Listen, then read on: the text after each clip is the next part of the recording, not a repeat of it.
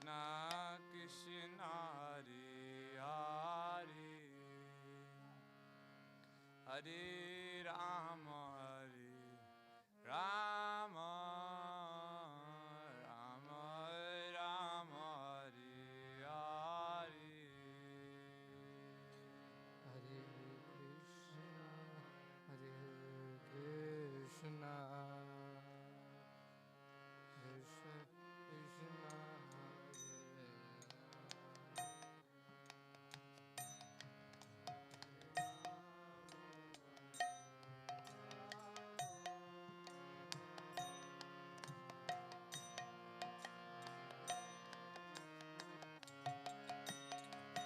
Hare Krishna Krishna Krishna Krishna Hare Hare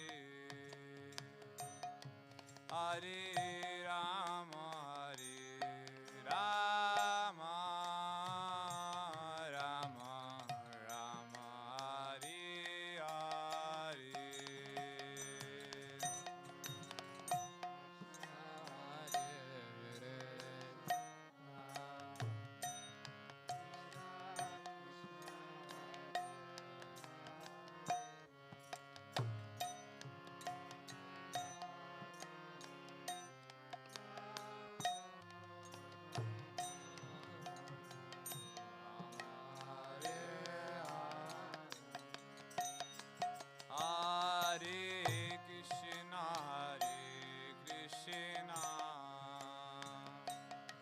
Krishna Krishna Hare Hare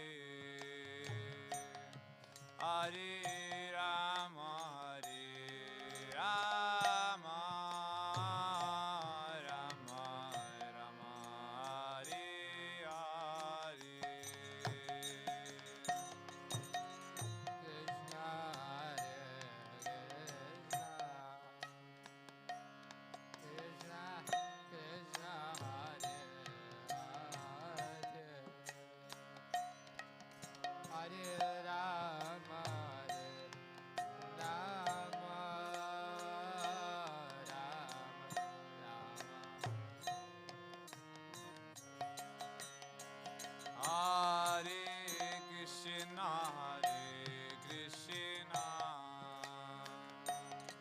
Krishna Krishna Hare Hare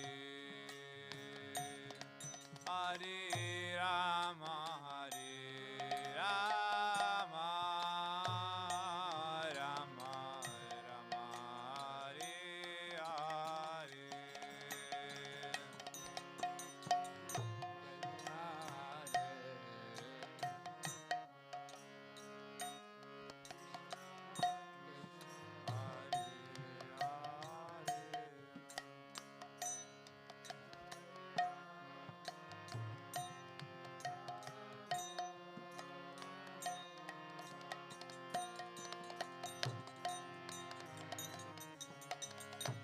Hare Hare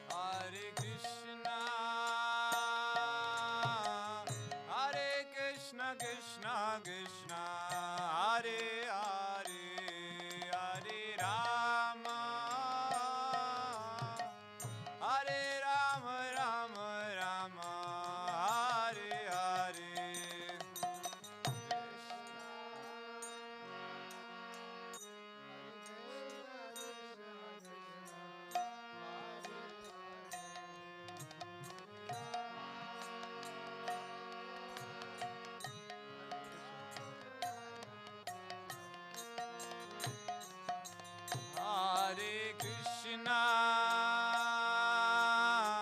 Hare Krishna Krishna Krishna Hare Hare Hare Rama Rama Rama Hare Hare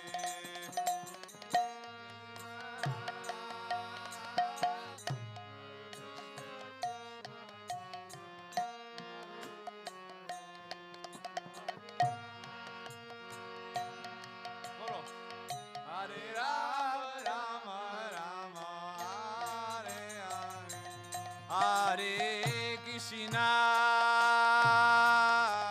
Hare Krishna, Krishna Krishna, Hare Hare, Hare Rama, Hare Rama, Rama Rama, Hare Hare.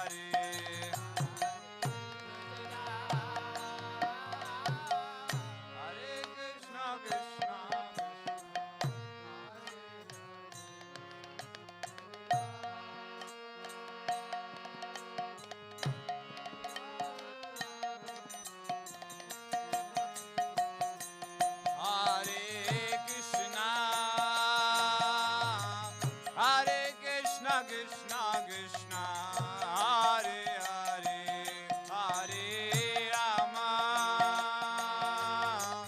Hare Rama, Rama Rama, Hare Hare.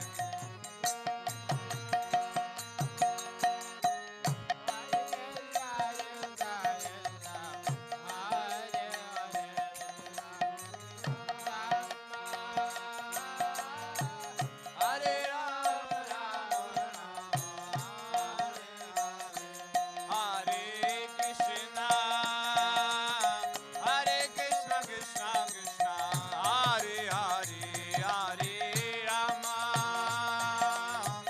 Hare Rama, Rama Rama, Hare Hare.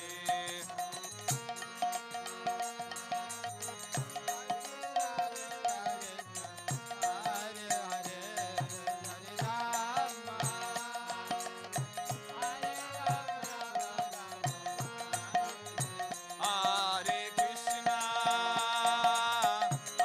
Krishna, Krishna Krishna, Hare Hare, Hare Rama, Hare Rama, Rama Rama, Hare Hare.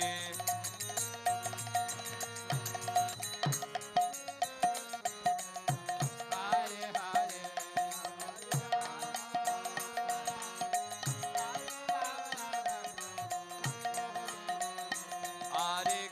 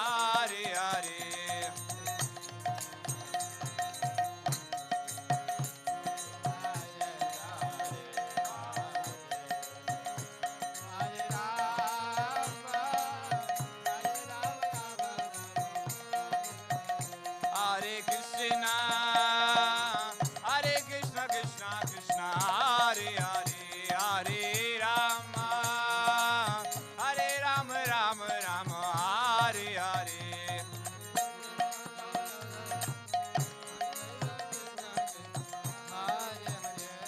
Hare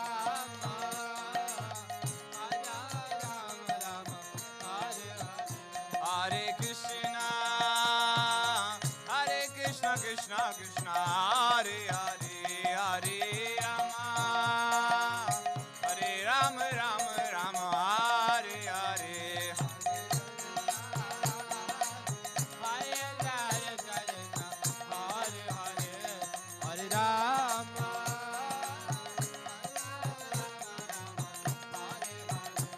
Hare Krishna, Krishna Krishna, Hare Hare, Hare Rama, Rama Rama, Hare Hare.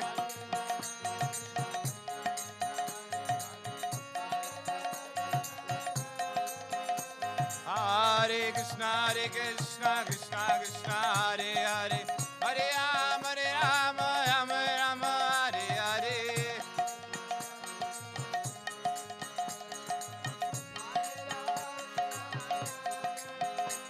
Hare Krishna, Krishna Krishna, Hare Hare, Hare Rama,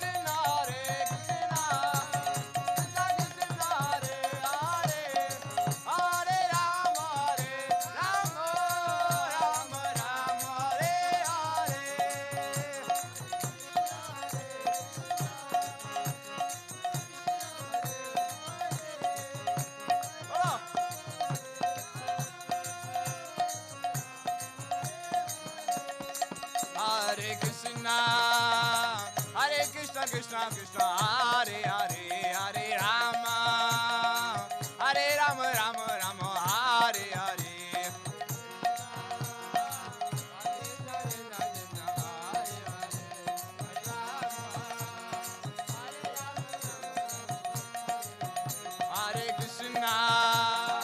Hare Krishna Krishna Krishna Hare Hare Hare Rama Hare Rama Rama Rama Hare Hare Hare Krishna Krishna Krishna Hare Hare Hare Rama Rama Rama Hare Hare Hare Krishna Krishna Krishna Hare Hare Hare Rama Rama Rama Hare Hare Hare Krishna Krishna Krishna Hare Hare Hare Rama Rama Hare Hare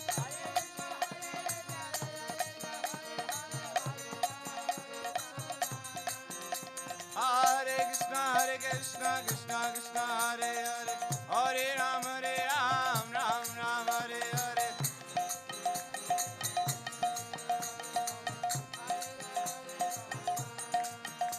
Hare Krishna Krishna Krishna Hare Hare Hare Rama Rama Hare Hare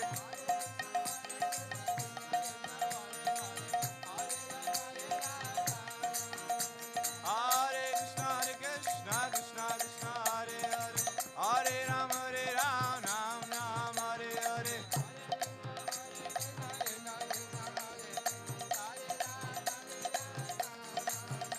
Hare Krishna Krishna Krishna Hare Hare Hare Rama Rama Rama Hare Hare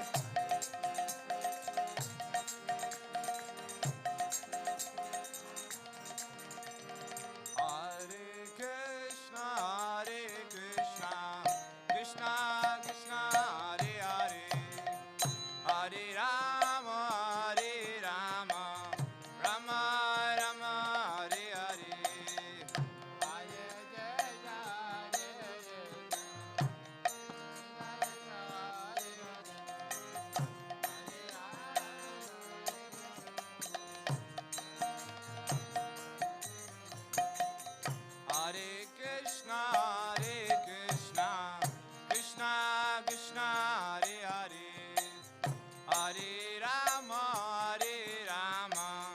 Rama Rama Hare Hare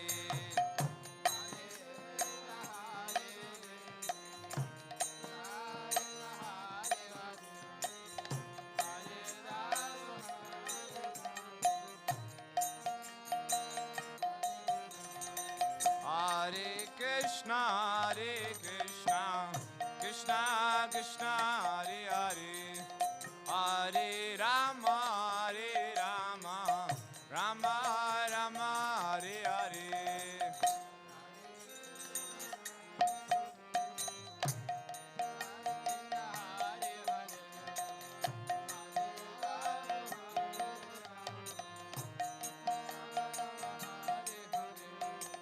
Hare Krishna,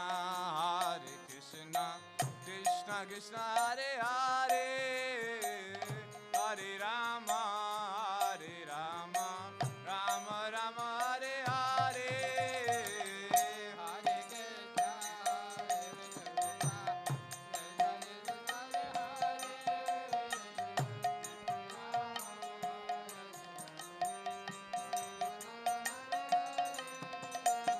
Hare Krishna, Krishna Krishna, Hare Hare, Hare Rama, Rama Rama, Hare Hare.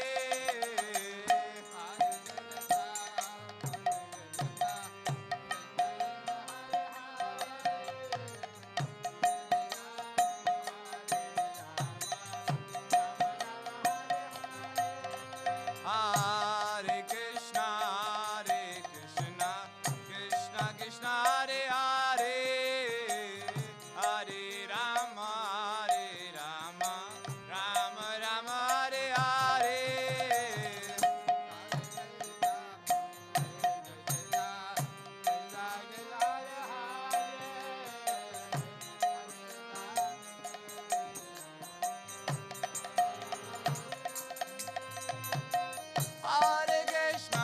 Hare Krishna, Krishna Krishna, Hare Hare, Hare Rama, Rama Rama, Hare Hare.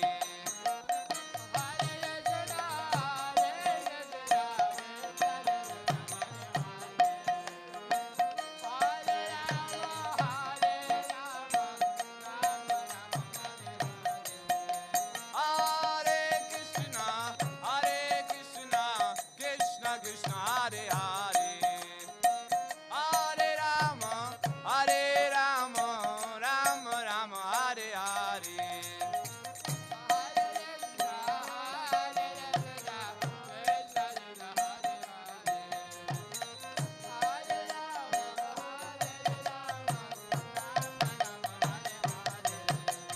Hare Krishna, Krishna Krishna, Hare Hare, Hare Rama, Rama Rama, Hare Hare.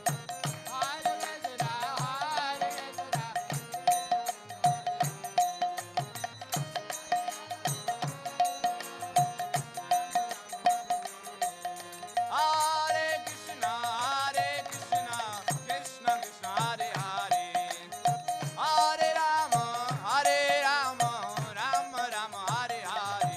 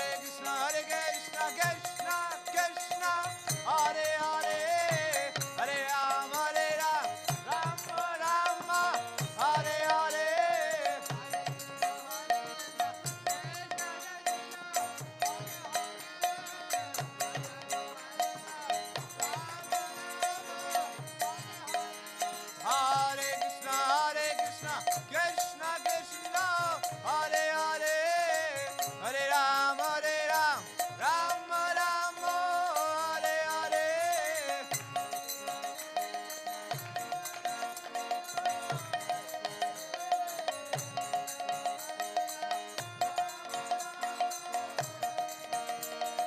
Hare Krishna, Krishna Krishna, Hare Hare, Hare Rama, Rama Rama, Hare Hare.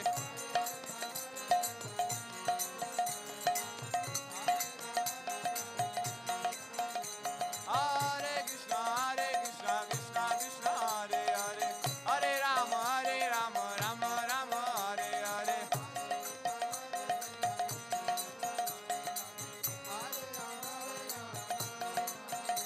Hare Krishna, Krishna Krishna, Hare Hare, Hare Rama, Rama Rama, Hare Hare.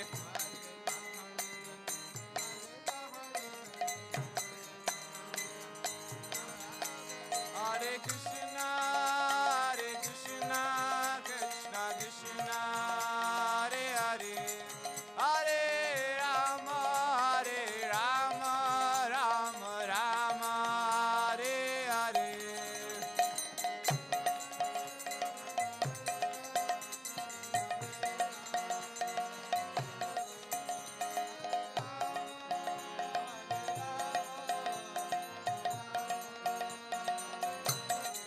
Hare Krishna, Krishna Krishna, Hare Hare, Hare Rama, Rama Rama, Hare Hare.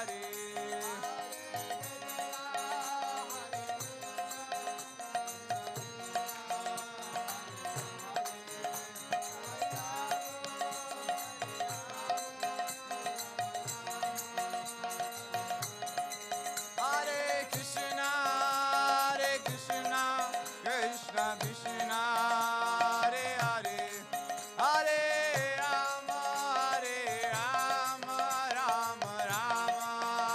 Hare Hare, Hare Rama, Rama Rama, Hare Hare. Hare Krishna, Krishna Krishna, Hare Hare, Hare Rama, Rama Rama, Hare Hare.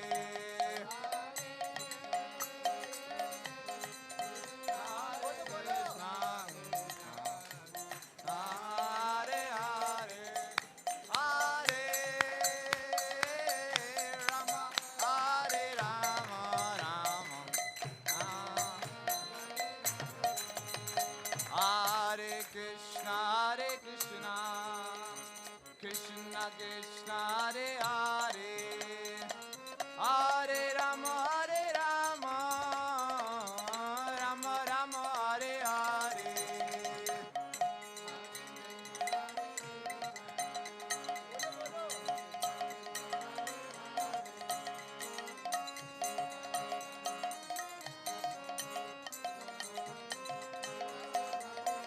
Nitai ho, Hari Bo, Hari Bo, Hari Bo, Nitai ho, Hari Bo.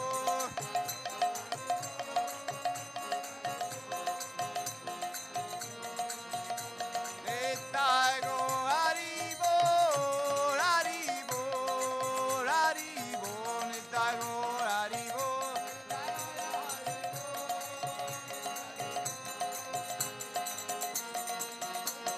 Jaya Jaya Prabhupada, Jai Prabhupada, Prabhupada, Jai Jai Prabhupada.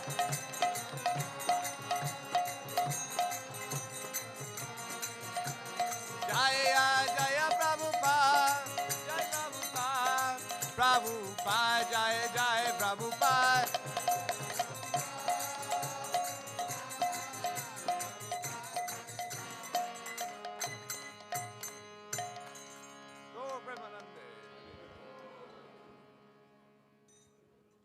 Hare Krishna. You can all, devotees, whoever is able, please come and sit in the front here. You can all take your seats. Hare Krishna. Hare Krishna. Krishna Krishna. Hare Hare. Hare Rama. Hare Rama, Rama Rama, Hare Hare. Srila Prabhupada ki jai, Grantaraj Srimad Bhagavatam ki jai, Nitai Gaur Premanande, Hari Hari Bol, Nitai Gaur Premanande, Hari Hari Bol, Nitai Gaur Premanande, Hari Hari Bol. Hare Krishna. I'd like to firstly extend a very warm welcome to everyone here. Thank you for joining us for this most auspicious occasion of Srimad Bhagavatam Katha. Haribo! Dear devotees, have you had some rest after Janmashtami? Clearly not. Did you have a great Janmashtami? Hare Krishna. That's very good to hear. So we'd like to thank you all for joining us. Today is the first day of our three-part Bhagavad Katha. Bhagavad Katha is an age-old tradition that we have in the devotee community through generations, through the ages. Devotees have been hearing and speaking on the Srimad Bhagavatam. But here we have today a very, very special guest who has come for the first time to Bhaktivedanta Manor. Can we show him how happy we are to greet him here with a big, loud Haribol?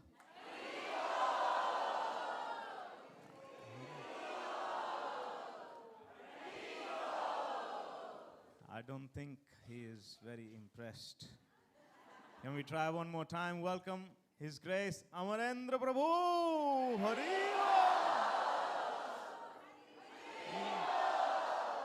Haribo! So many of us may have heard him here at Bhaktivedanta Manor for the first time in 2020 when he gave an amazing Krishna Leela Katha and course online. But today, 2024, Prabhuji is here. We'd like to thank him for being here at Bhaktivedanta Manor. He was just in Europe and he accepted the invitation to come and spend, like a sannyasi, only 3 days. Only 3 days here at Bhaktivedanta Manor. But he is convinced that if we can all make him feel very loved and welcomed here, he'll be coming regularly to Bhaktivedanta Manor. Haribo! Amarendra Prabhu, he is, as the devotees say, a glorious disciple of his glorious spiritual master, His Holiness Radha Govinda Maharaj. So we know that Maharaj has established the eagerness and the taste for hearing Bhagavad Katha and speaking Bhagavad Katha. Many, many years ago, Maharaj, after Janmashtami or before Janmashtami, in the big top that we used to have, Maharaj himself did a Bhagavad Katha here as well. And many years later, gem-like disciple is here to share the Srimad Bhagavatam as well. Amarendra Prabhu is a very profound example of, at least in my mind, two things. Firstly, age is only a number. For wisdom, for Krishna consciousness, we hear in the books that, age is only a number. Shukadeva Goswami, very young, all the elders are there, but Shukadeva Goswami is giving the discourse on Srimad Bhagavatam. And secondly, Amarendra Prabhu, he's a very good example of a second generation devotee, someone who has grown up in Krishna consciousness, in Juhu, and he has lived his life, gone through professional education, professional life, and stuck very strongly to Krishna consciousness. So very profound, a very nice example of this. So we're very proud, we're happy that Prabhuji is here. We would like to start off with some opening prayers, and we have our team of devotees, young devotees. If you please come and stand here. Or they can stand there. You see those mics? Yeah, you stand there. This Bhagavad Katha is going on a very special, marking a very special occasion, and that is, you can see the posters everywhere. This is Bhadra Purnima that is coming up very, very soon. The idea is that we will all hear the Srimad Bhagavatam, establish the Srimad Bhagavatam on a golden throne in our heart, and as this Bhadra Purnima comes forth very soon, we will be going out and giving the Srimad Bhagavatam, establishing the Srimad Bhagavatam in the homes and in the hearts of many, many other devotees. So if you can all fold your hands, we would like to also express on behalf of all the devotees here, Bhaktivedanta Manor, a very, very warm welcome to the good wife of Amarendra Prabhu, Her Grace Swastika Mataji. So can we please express our welcome with 3 loud Haribols? Haribo! Haribo! Haribo! Welcome. If you please fold your hands, we will all start. Om Ajnana Timirandhasya Jnananjana Shalakaya Chakshurunmilitam Yena Tasmai Shri Gurave Namaha Shri Chaitanya Manobhishtam Sthapitam Yena Bhutale Swayam Rupa Kadamayam Dadati Swapadantikam Vandeham Shri Guru Shri Yutha Padakamalam Shri Guru Vaishnavamscha Shri Rupam Sagrajatam Sahagana Raghunathanvitam Tam Sajivam Sadvaitam Savadhutam Parijana Sahitam Krishna Chaitanya Devam Shri Radha Krishna Padan Sahagana Lalita Shri Vishakhanvitamscha He Krishna Karuna Sindho Dinabandho Jagatpate Gopesha Gopika Kanta Radha Kanta Namostute Tapta Kanchana Gaurangi Radhe Vrindavaneshwari Vrishabhanu Sute Devi Pranamami Hari Priye Vancha Kalpatarubhyascha Kripa Sindhobhya Evacha Patitanam Pavanebhyo Vaishnavebhyo Namo Namaha Nama Om Vishnu Padaya Krishna Presthaya Bhutale Srimate Bhaktivedanta Swami Iti Namine Namaste Saraswati Deve Gauravani Pracharine Nirvishesha Shunyavadhi Paschatya Deshatarine Jaya Shri Krishna Chaitanya Prabhu Nityananda Shri Advaita Gadadhara Shri Vasadi Shri Gaura Bhakta Vrinda Hare Krishna Krishna Krishna Hare Hare Hare Rama Rama Rama Hare Hare Srila Prabhupada ki jai Grantaraj Srimad Bhagavatam Gita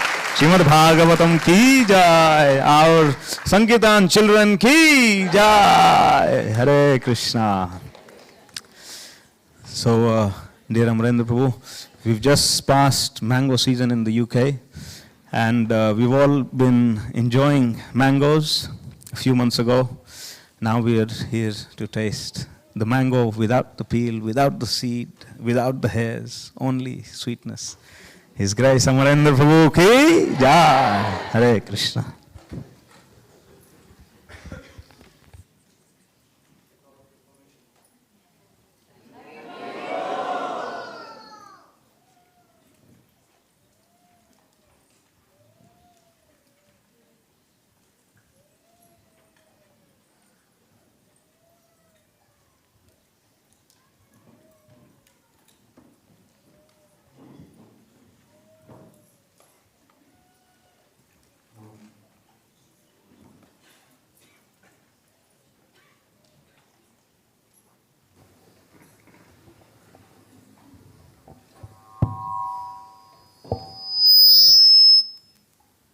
Hare Krishna.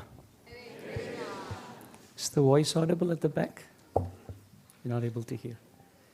Can something be done about the microphone?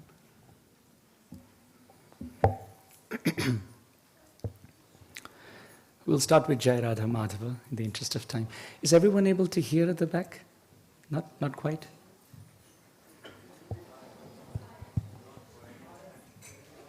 Can the mic volume be increased, please? It's possible.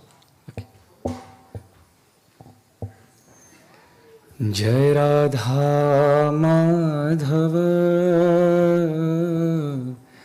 Jai Kunja Bihari Jai Radha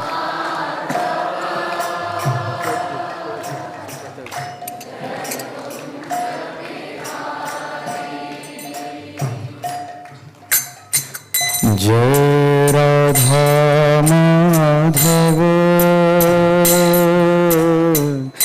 Jai Kunja Bihari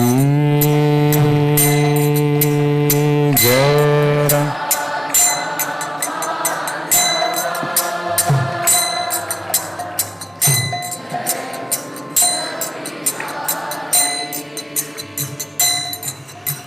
Jai Gopi Jana Vallabha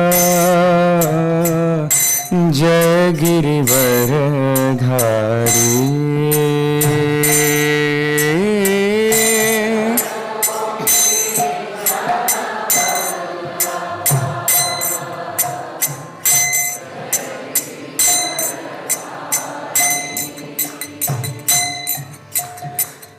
Jai Gopi Jana Vallabha Jai Girivaradhari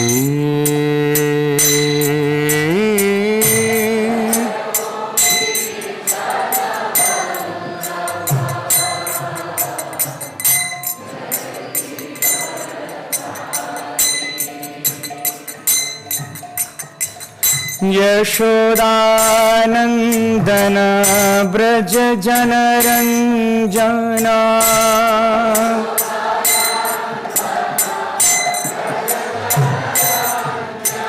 Yashodanandana Vraja Janaranjana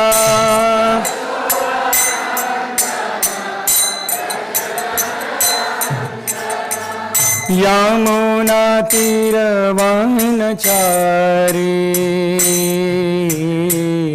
Jai Kunja Bihari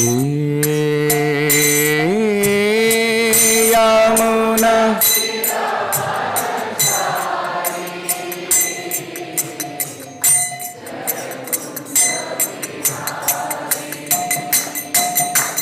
Hare Krishna Hare Krishna Krishna Krishna Hare Hare Hare Rama Hare Rama Rama Rama Hare Hare. Everyone.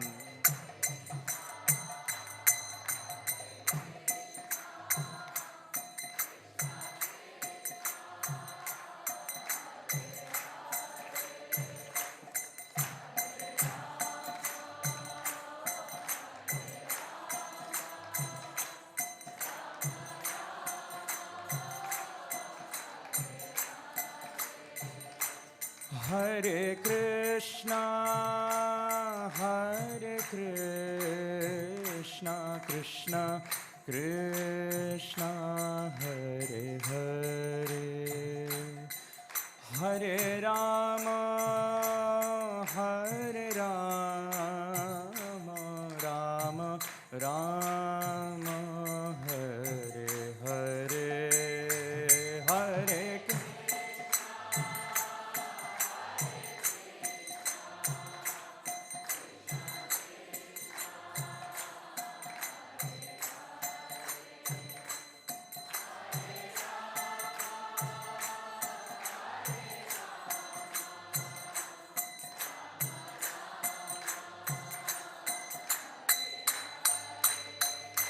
Hare Krishna, Krishna Krishna, Hare Hare, Hare Ram, Ram Ram, Hare Hare.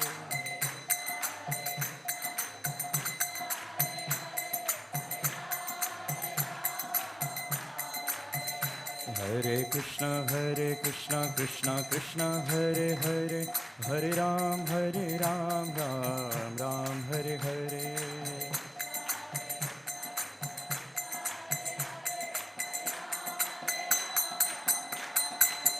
Hare Krishna, Krishna Krishna, Hare Hare, Hare Ram, Ram Ram, Hare Hare.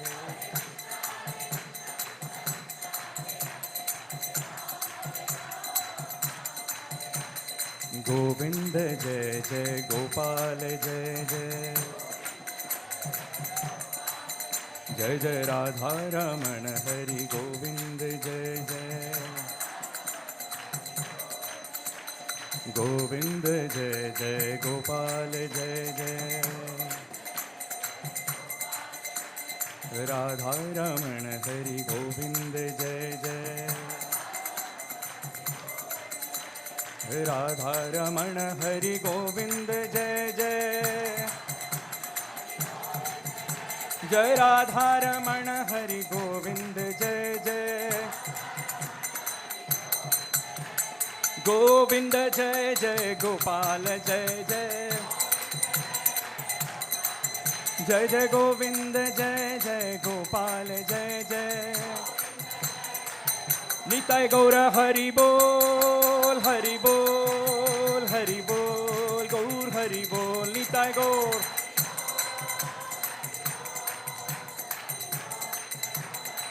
Jaya Jaya Prabhupada, Prabhupada, Prabhupada, Jai Prabhupada.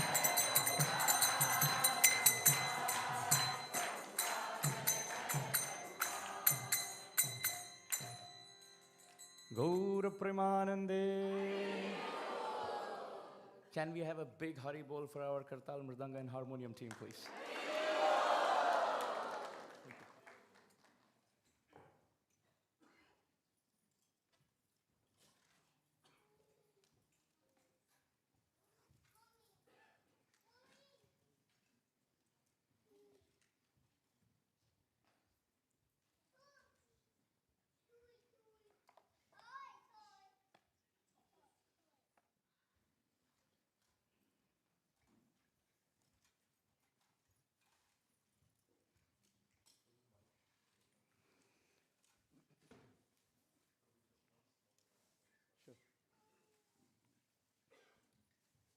Hare Krishna.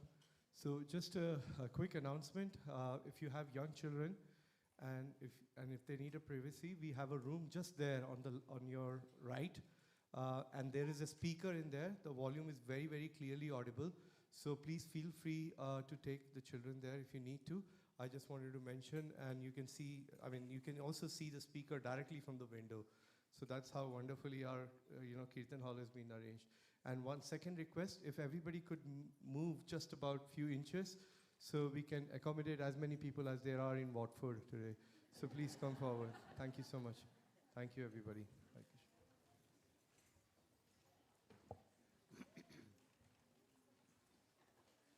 Hare Krishna. Hare Krishna. Hare Krishna. Krishna Krishna. Hare Hare. Hare Rama. Hare Rama. Rama Rama. Hare Hare. So since the children very beautifully chanted the Mangala Charana, we will just chant the Vaishnav Pranam prayer and then we'll get straight into the discussion. Vancha kalpatarubhyascha kripa.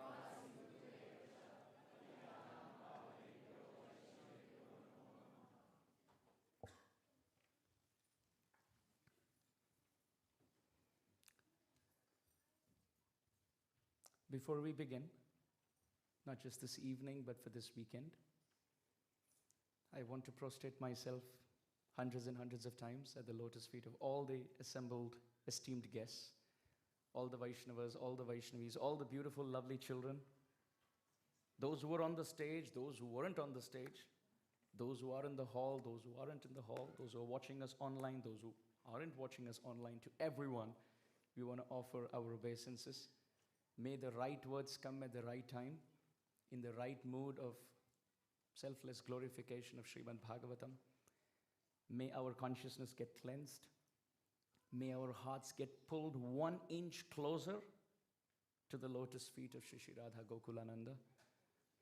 May our ears feel completely satisfied yet satiated, not satiated. And at the same time, may the desire to go back home, back to Godhead and serve the divine couple, which is like a little flame at the moment, get fanned into a forest fire.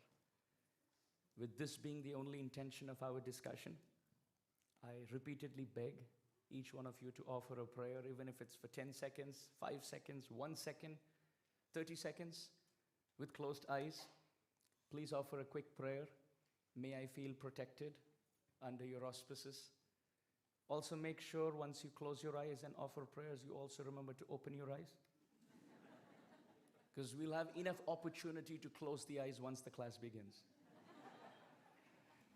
So having said that, it's our honor and privilege. My wife Swastika is here, so this is our first time coming here to Bhaktivedanta Manor. Both of us put together, we offer millions and millions of gratitude to everyone present here, everyone who's been organizing this event.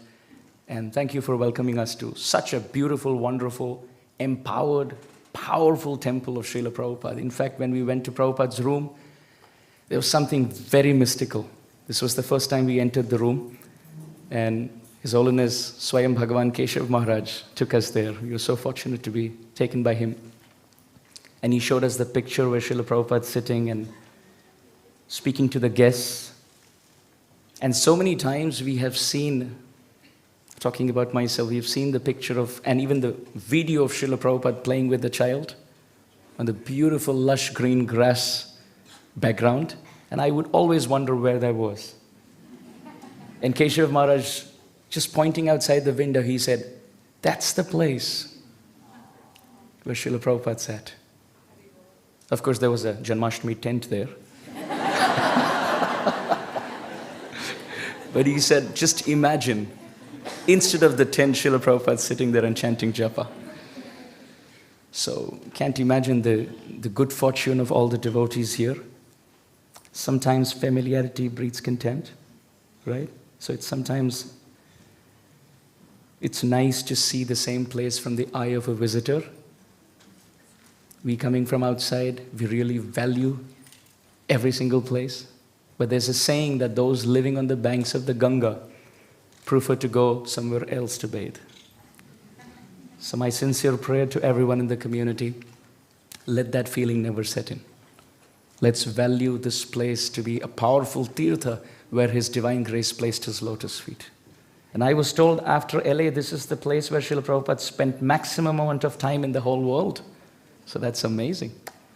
So to each one of you Dhamvasis, I again bow down. Thank you very much for welcoming us. So this evening, we start on a very beautiful journey. And the topic that was given to me is glorification of Krishna in Vrindavan. That's like an ocean with unlimited tides. Should you start with the tide of Krishna's unparalleled, exquisitely formed, most attractive, delicate, featured, beautiful threefold bending form? Or should you start with the high tide of Krishna's unlimited qualities? Or should we talk about the high tide, the ever-increasing high tide of Krishna's glorious, exceedingly beautiful pastimes? And if you, let's say, pastimes, which pastime? So therefore, this evening, we'll start from somewhere, and we'll start tasting a drop from each of these tides, and we'll see where we go with it. Is that okay with everyone? Is the sound okay now for everyone at the back? Can we have a quick sound check before we begin? A big Haribol at the back if you can hear. Thank you, thank you, thank you. In America, once I said, can we have a quick sound check and can we have a Hari Bol? And there was a big Hari Bol. And then I was not sure whether it was Hari Bol or horrible. Then I had to ask again. They said Hari Bol. I was like, okay, it's not that bad a situation, right? So in Srimad Bhagavatam, there are 12 cantos. The 10th canto of Srimad Bhagavatam deals with 90 chapters of description of Sri Krishna. There are 335 chapters spanning over 18,000 verses and 12 cantos. And the 10th canto has 90 chapters, of which about, you could say, the 39th chapter is when Krishna leaves Vrindavan and goes out to Mathura. And after which, this beautiful description of Krishna's pastimes in Mathura and Dwaraka and his return back to Vrindavan. So it's a happy ending. While Krishna lived in Vrindavan, Srila Rupa Goswami Pada explains what a beautiful display of relationship and reciprocation with the residents of Vrindavan. Krishna forgot that he is God, and the residents of Vrindavan forget that he is God, and both of them deal with each other on the platform of complete, unmotivated, undivided, uninterrupted, unalloyed, spontaneous love. In fact, if someone reminds the residents of Vrindavan that Krishna is God, they would shoot that argument down. What kind of God steals from other homes? He is God. He's always speaking lies. How can someone speak lies and be the absolute truth? How could somebody be a break-in expert who breaks in the house of others, who is glorified by Bilva Mangala Thakur as the king of all thieves? Braje prasidham navanita choram gopangananam chadukula choram. He who's expert in stealing butter, who starts off with stealing butter in his childhood, steals the complexion of the rain cloud as Shyamasundar, steals the complexion of the grass as Ramachandra, as Shyamachandra, as Krishna Chandra, he steals the complexion of the rain cloud. And as Ramachandra, he steals the complexion of the grass. As Gaurachandra, he steals the complexion of Srimati Radharani. And not just the complexion, he's ready to steal even the heart of Sri Radha. What a great thief. And not just that. His name is so powerful. In the Puranas it is described. Narayana Nama Naro Naranam Prasiddha Chaura Kathita Prithivyam Aneka Janmarjita Papa Sanchayam Haratya Shesham Shruti Matrameva. All glories to the greatest thief, the name of Narayana, the name of Krishna. Not an utterance, just by hearing. The 9th canto of Bhagavatam describes Yan Nama Shruti Matrena Puman Bhavati Nirmalaha. This Lord is such a great thief that just his name, when heard, that sound vibration can enter through the door of the ear hole and enter into the bedroom of the heart and steal all the sins that we have painstakingly accumulated over lifetimes. And just in one utterance.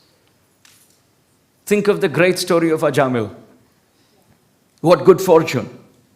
The only thing you had to do was call your son, and he happens to be having the same name as the Lord.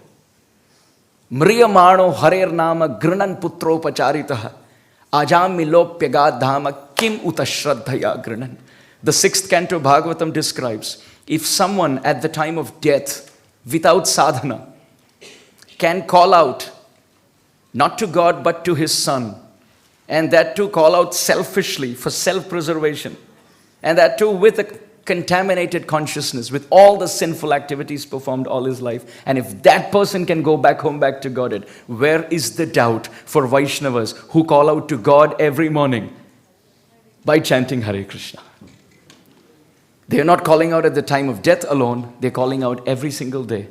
They're not calling out like Ajamil to their son, they're calling out to the deity, they're calling out to Krishna. And they're not calling out with a contaminated, sinful heart. They're calling out following the regulative principles, selflessly. Where is the doubt?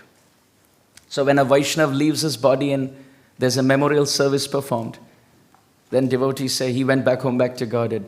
And some skeptics may think,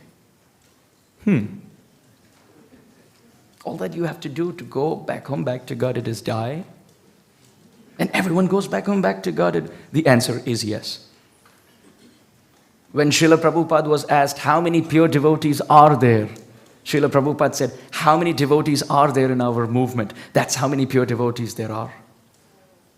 Because everyone's on the path of perfection.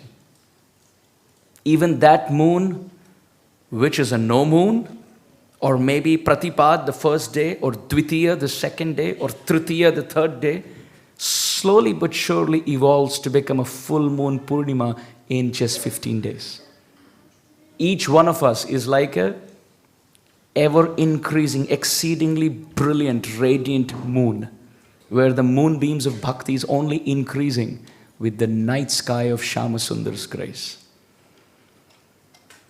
So what a great thief Krishna is. You see his form and he steals your heart. You hear about him and think about Rukmini. She heard about Krishna's qualities. Shrutva gunan bhuvana sundara shanvatam ye nirvishya karana vivarai haratonga tapam. Rukmini writes a letter to Krishna and says, what a great thief. I haven't even seen you, O Krishna. And your qualities, your descriptions, your pastimes are so exciting. When I heard it from the lips of this Brahmana, they enter my ear hole and snatch my heart and tie it with ropes of love to your lotus feet.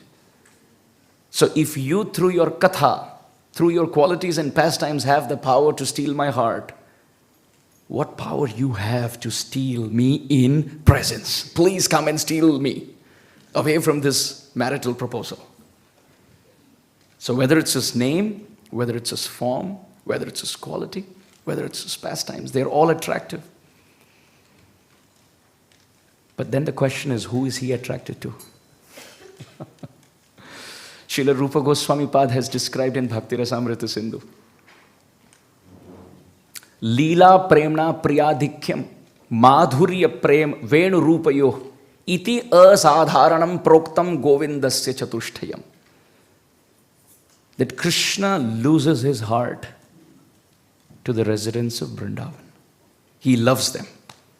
He loves them to such an extent that when Brahma comes and offers prayers during the Brahma Vimohan Leela, the very famous pastime, Brahma offers prayers, he realizes this little boy who eats of his left hand with food dripping between his fingers, and he has all these different pickles, achar, prachar, vichar. We say prachar is the essence, right? Preaching is the essence. But for Krishna, achar was the essence. Achar means pickle. Krishna's licking pickle between his fingers with a wonderful, tasty, delicious curd ball, yogurt ball in his left palm. And he's searching for calves and still feeding himself and still walking around searching for calves. Now in Vaikuntha, that's a culture shock. You go to Vaikuntha and you see Vishnu eat of his left hand, you're daydreaming. In fact, if you even think that that's possible, Jay and Vijay will... Of course, the four Kumaras didn't think so, but they were still. In Vaikuntha, it's a culture shock because the Lord is so majestic. Kshiro danvat pradeshe shuchimani vilasat saikate mauktikanam mala kriptasanastha spatikamani nibhair mauktikayir manditangaha shubrair abrair adabrair upari virajitair mukta piyusha varshaihi anandina puniya dari nali nagada shankhapanir mukundaha. The Vishnu Sahasranam describes how majestically glorious is the four-handed Vishnu. It's almost like he's holding the sun and the moon in his two palms. The sun in the form of the Sudarshan Chakra and the moon in the form of the conch shell. And there's a very beautiful waterfall of beauty from his lotus face up to his chest,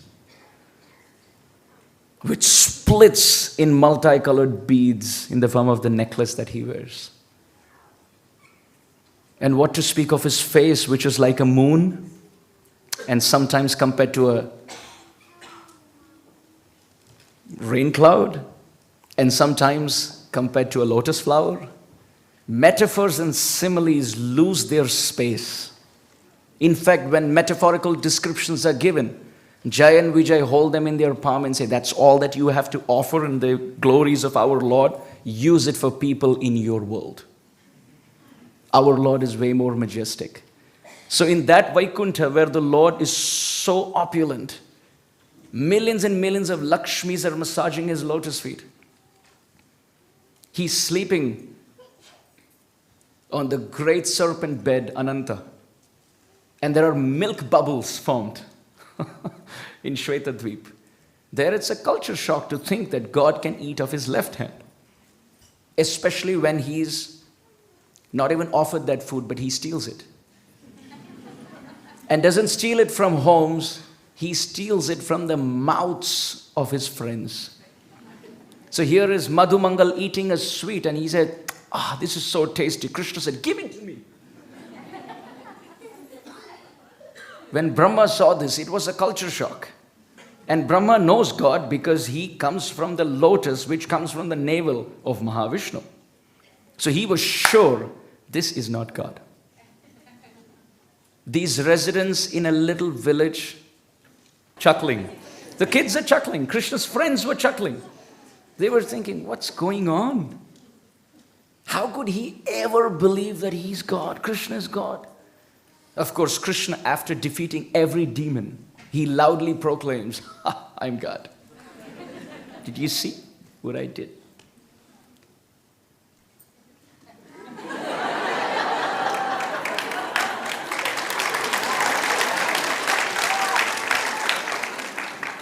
Thank you, Krishna.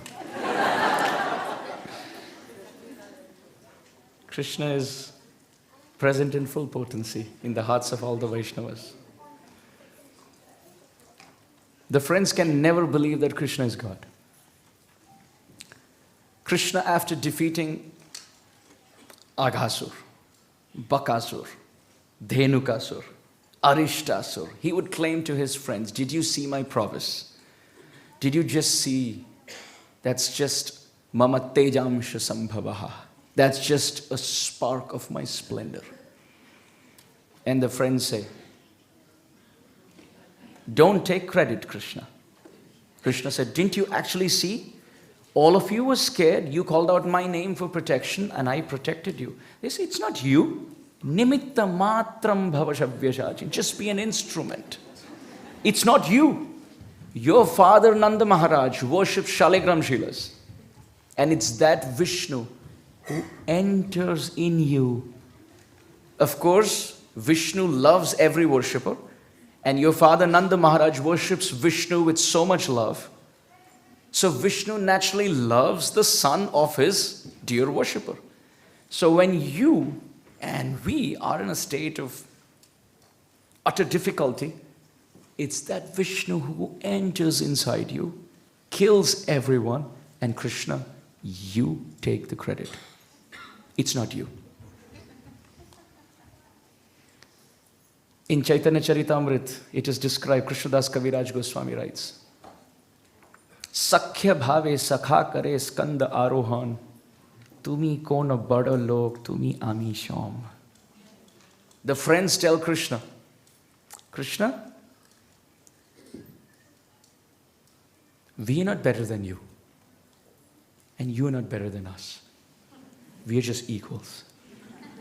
Although your father has 900,000 cows and my father has 1,100,000 cows. I am better according to statistics.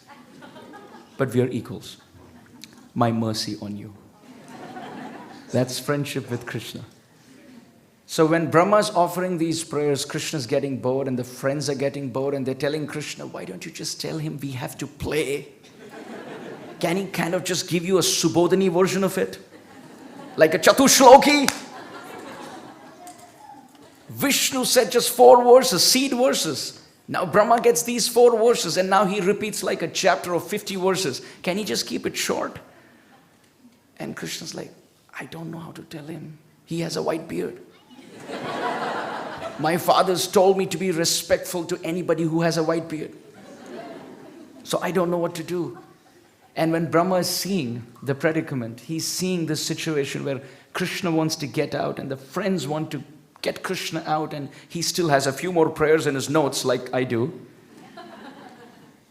He thinks at that point, to attract Krishna's attention, let me say something that's dear to his heart. And Brahma says, Tadbhori bhagyamiha janma kimapyatavyam yad gokulepi katamangri rajobhishekam yad jivitam tu nikhilam bhagavan mukundaha adhyapi yad padaraja shruti mrigyameva. Oh Krishna, lifetime after lifetime, Brahma writes, give me the fortune of becoming a resident of Vrindavan. Krishna said, what? What did you just say? Vrindavan. Keep going. Nectar to my ears. Continue. What about Vrindavan? And Brahma says, Esham ghosha nivasinam uta bhavan tvam devarate tina cheto vishva phalat phalam tvadaparam kutrapyayan muhyati. O Krishna, every resident of Vrindavan loves you. And yad dhamartha surit priyatma tanaya pranashayas tvatkrite.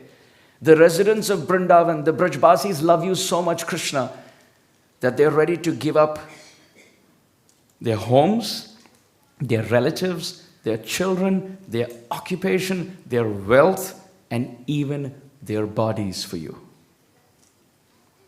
Krishna, just make me a resident of Vrindavan. Let me become dust here.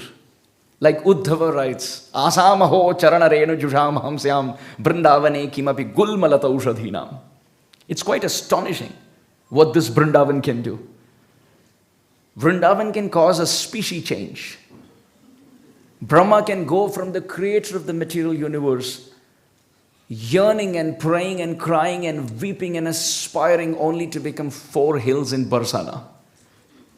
Please everyone repeat. Dangad, Mangad, Bhangad, Vilasgad. These are the 4 prominent hills in Vrindavan, in Barsana, and they are believed to be the 4 heads of Brahma. So Brahma is ready to give up the position of being the creator in the material universe only to become a little mountain peak so that he can be decorated on the crown of his head by the dust of Sri Radharani and Sri Krishna's lotus feet. On the other hand, there are those who are ready to undergo another type of species change where Uddhav, the disciple of Brihaspati, is ready to become a blade of grass in Vraj so that he can be touched by the dust of Sri Radha's lotus feet. Then there are those like Lord Shiva who go from male to female. Lord Shiva, as Shambhu Bhagavan, becomes Gopeshwar Mahadev ki. He becomes the order carrier. He becomes the protector of the Dham. And he is even ready to enter the Rasa Leela as a very beautiful gopi. And here is Krishna with his hand around the shoulders of a newly recruited gopi. And she has her face covered with a veil. And Krishna's walking with this gopi. And there's Srimati Radharani. The golden face of Sri Radha is becoming molten gold when it's decorated with the kumkum powder of the redness of her anger. So she's becoming reddish gold. And you can take an original piece of slab of gold and you throw into fire and it becomes blazingly effulgent molten gold. And Sri Radharani's face is gold, but it gets molten gold when thrown into the fire of transcendental competitive envy. Who is this new gopi? Does anyone know? I've never seen her. Which village does she come from? Who is the mother-in-law? What service does she do? How did she enter? And Krishna's looking at this. And it's nectar to him. Because when you take sandalwood and the more vigorously you rub, the more fragrant is the aroma. So Radharani is like sandalwood, and Krishna on purpose is vigorously rubbing the sandalwood paste of her love to give out the aroma of transcendental envy.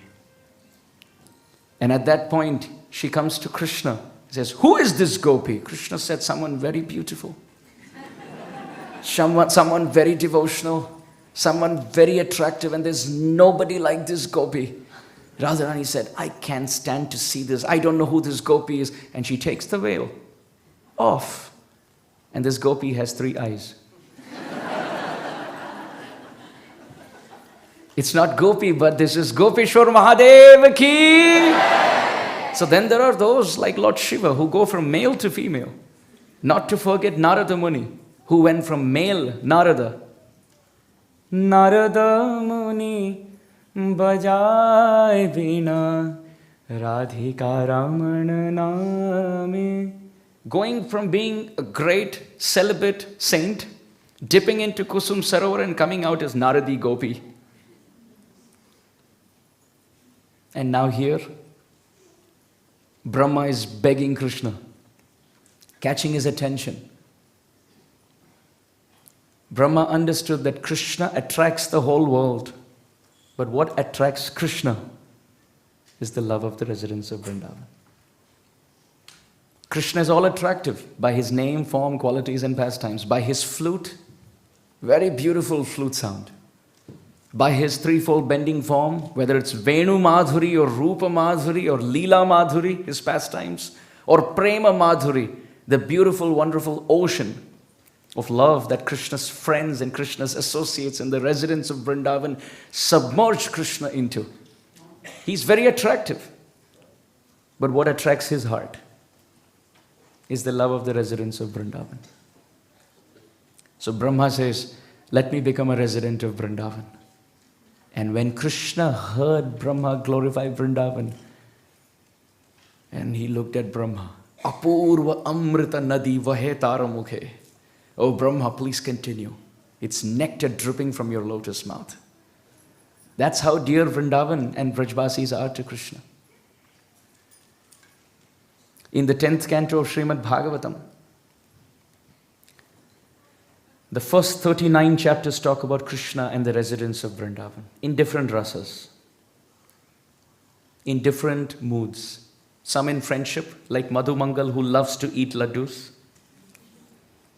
or like Mother Yashoda in Vatsalyarati, or Krishna's household servants like Chitrak, Patrak, Raktak in servitude, or the gopis of Vrindavan headed by Srimati Radharani in Madhurya Rasa or conjugal mood.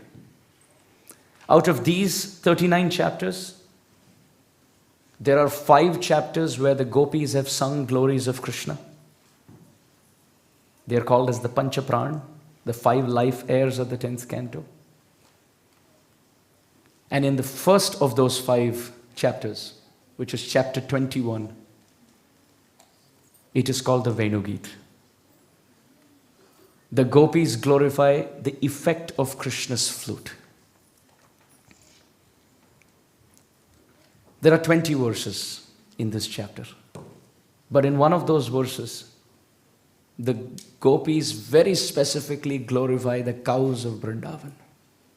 Gavascha Krishna mukha nirgata venu geetam piyusha uttabita karana putai pibantya shavasnuta stanapaya kavalasma tastur govindam atmani drisashu kalas prashantyaha. This is very specifically Srimad Bhagavatam, Canto 10, Chapter 21, Text 13.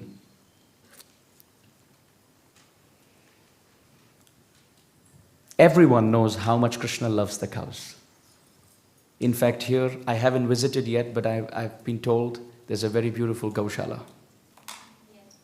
Everyone who's been to the Gaushala and who approves of this statement, please loudly say Haribol. Thank you. The cows of Vrindavan are such an integral part that the whole family is called Gokula. Gokula. Kula means family. And Go means cows. It's the family of cows. It's the family business of Nanda Maharaj. Nanda Maharaj has 9,99,999 cows. One short of 10 lakh. And they all have 4 feet. And what's amazing is they love Krishna so much, not once does any of those cows with any of those feet ever step on the tender, soft, lotus petal-like feet of Krishna. Krishna's footprints in Vraj are preserved by the cows to such an extent that they'll walk around it, seeing beautiful signs and symbols of Krishna's feet imprinted on the dust of Vraj. How wonderful. How glorious are these cows. In fact, the whole planet is called Goloka Dham Ki. Yeah. Goloka. Loka means planet and Go means cows. So it's Gokula, it's the family of cows. It's Goloka, it's the planet of cows. In fact, the hill which nourishes the health of the cows, which is worshipped as the best among devotees, is called Govardhan. Vardhanam means to increase or nourish, and Go means cows. So that hill which has very sweet, tasty, fragrant, attractive to the eyes, attractive to the tongue, like grass, and which nourishes and feeds the wonderful taste buds of the cows, which in return give tasty nectarian milk, with which Mother Yashoda makes such variety of milk sweets. Today is not Ekadashi, so we can always talk about it. It's all offered to Krishna, so it's not sense gratification. It is, but it's spiritual.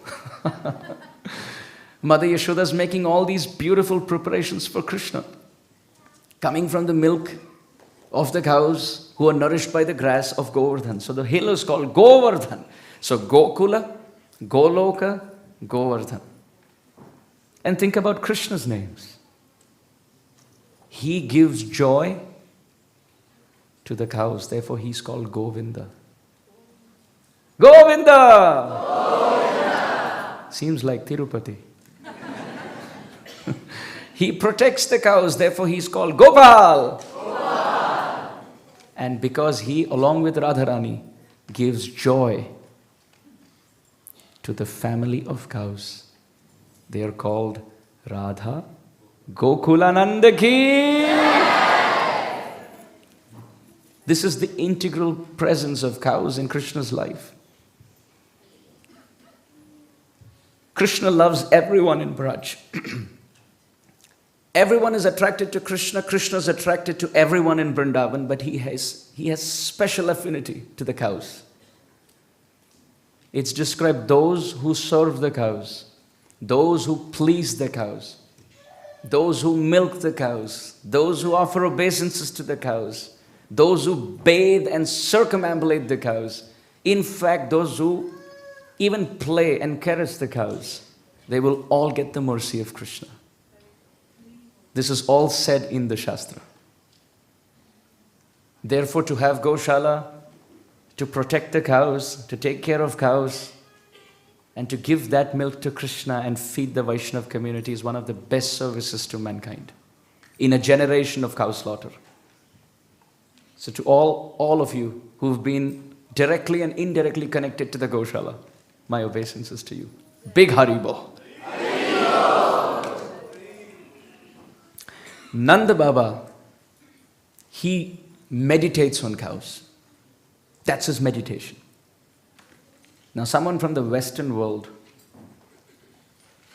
you tell them, someone who has no idea of Srimad Bhagavatam, you tell them, the Supreme Father has a father and he constantly meditates on cows. They will feel this is another J.K. Rowling classic. But this is the truth. To such an extent that when Krishna was born and Gargacharya came to read the astrological chart for Krishna, the only question Nanda Maharaj had to ask the astrologer, please tell me, please look into the future of my child and tell me, will he be the king of Vrindavan taking care of cows and bulls? That was the only thing he wanted to know. And Gargacharya looks at the astrological chart and he says, "O Nanda Maharaj, your son Krishna was born in the Rohini Nakshatra, the star constellation. And that's related directly to cows. And therefore he will be fantastic. His relationship, his sensitivity, his dealings with the cows and calves will be unparalleled." And Nanda Baba said, "But what about the bulls?" Gargacharya said, because he was also born in the zodiac sign of Taurus, which is bull, your son will be very good with bulls. Nanda Baba was like, that's all that I want to know about the future of my son. He's going to be good with cows, calves and bulls. What else is there in life? Mother Yashoda is no less. She's putting Krishna to sleep. And Krishna tells Mother Yashoda, can you tell me something about cows? And Mother Yashoda says, let's talk about cows some other time. You have all your life to talk about cows. Let me tell you another story. Krishna said, okay, but promise me it's a story I have not heard before. And Mother Yashoda said, I'll tell you a fresh story. Krishna, do you know there's a place where there's an ocean of milk? Milk ocean. Mother Yashoda doesn't know that Krishna's appeared because of Lord Brahma praying at that milk ocean in the first chapter of the 10th canto. Mother Yashoda says, there's a place where there's an ocean of milk, O Krishna. And Krishna's immediate question is, how many cows does it take to make a milk ocean? How many cows? And Mother Yashoda said, you don't need cows for an ocean of milk. Krishna said, how is it possible? How can you have an ocean of milk without cows? Mother Yashoda said, it's possible. Krishna said, who does it? Mother Yashoda said, God does it. And Krishna said, God? What does he do? Mother Yashoda said, he makes white cows eat green grass and give white milk. That's what God does. And if he can do that, he can also create an ocean without cows, ocean of milk without cows. Krishna said, really? Who is he? Who is God? And Mother Yashoda said, folding her palms, he is the Supreme Personality of Godhead.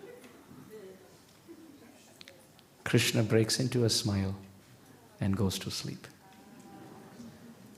That's the relation Krishna has with his parents, hearing Gau Katha. We hear Gaur Katha. Krishna hears Gau Katha, the narration of the cows. Krishna loves the cows so much that when he's woken up early in the morning, Mother Yashoda says, please wake up, O Krishna, you've been sleeping all night. Look, I've made such tasty sweets for you.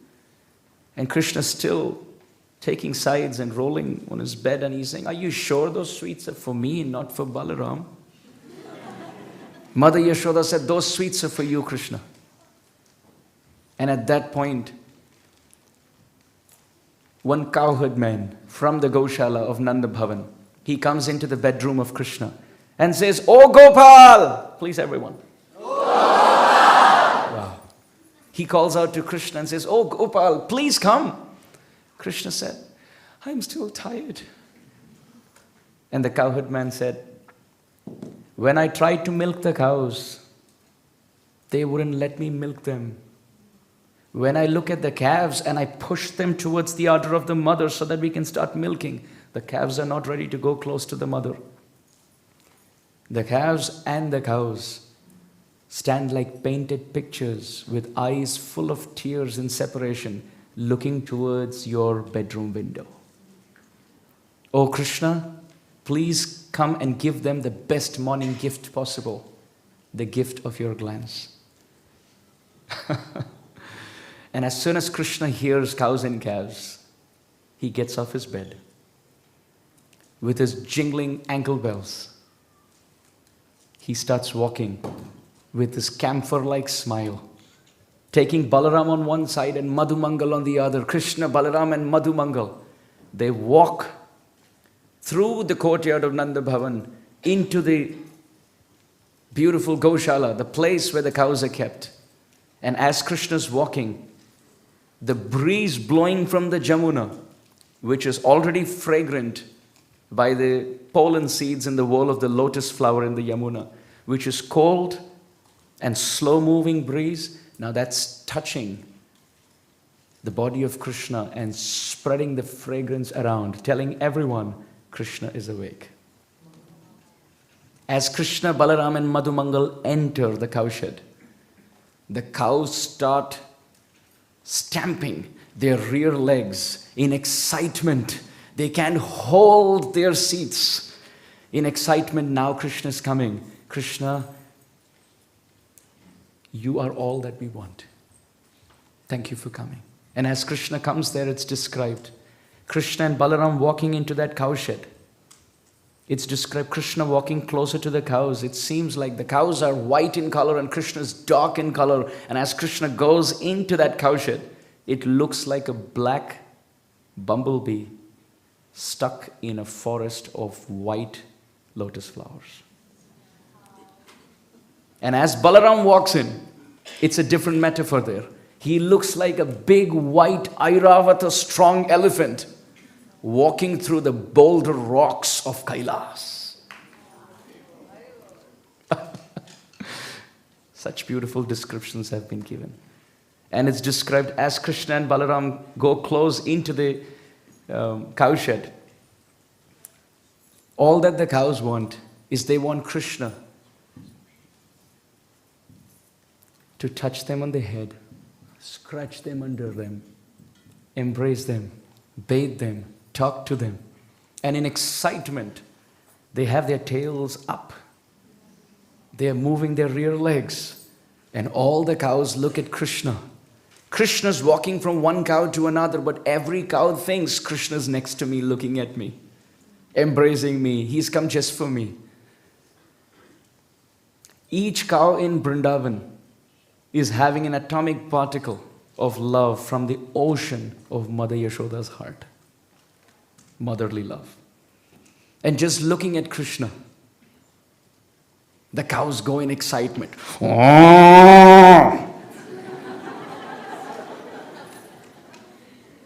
And as they move in excitement, Krishna looks at the cows. Now it's like both of them are from the cloud family. Not the cow family, but the cloud family. Why? Because Krishna's like a dark, freshly formed, bluish-black monsoon rain cloud. And the sweetness which is dripping out of Krishna is the torrents of rain. And just like the rain shower, Krishna is constantly moving from one house to another, from one forest to another, from one tree to another. And at the same time, his flute sound is the thundering of that cloud. And his yellow dhoti is like the lightning. As Krishna walks, the necklace of white pearls around his neck, which are moving from end to end, they're like a beautiful group of white birds which are flying in the dark sky. And this is Krishna's connection to the cloud. Now let's see the connection that the cow has to the cloud. The cows are all like spring clouds, white clouds. and their is the thundering. And at the same time, their occasional lifting of their tail is like the flash of lightning. They lift it. That's it. It's like a quick flash of lightning. And these cows fill the sky of Vrindavan with the twinkling star milk drops of their love. How beautiful. How beautiful is Vrindavan. This is Krishna, the Lord of Braj, and more specifically, the Lord of the cows. Sri Chaitanya Mahaprabhu, when he stood in front of Jagannath in the Rath Yatra, he chanted so many prayers, but one of those prayers is the prayer that's immortalized in the hearts of every devotee in ISKCON, in Gaudiya Vaishnava Sampradaya. And that is, Namo Brahmanya Devaya Go Brahmana Hitaya Cha Jagad Hitaya Krishnaya.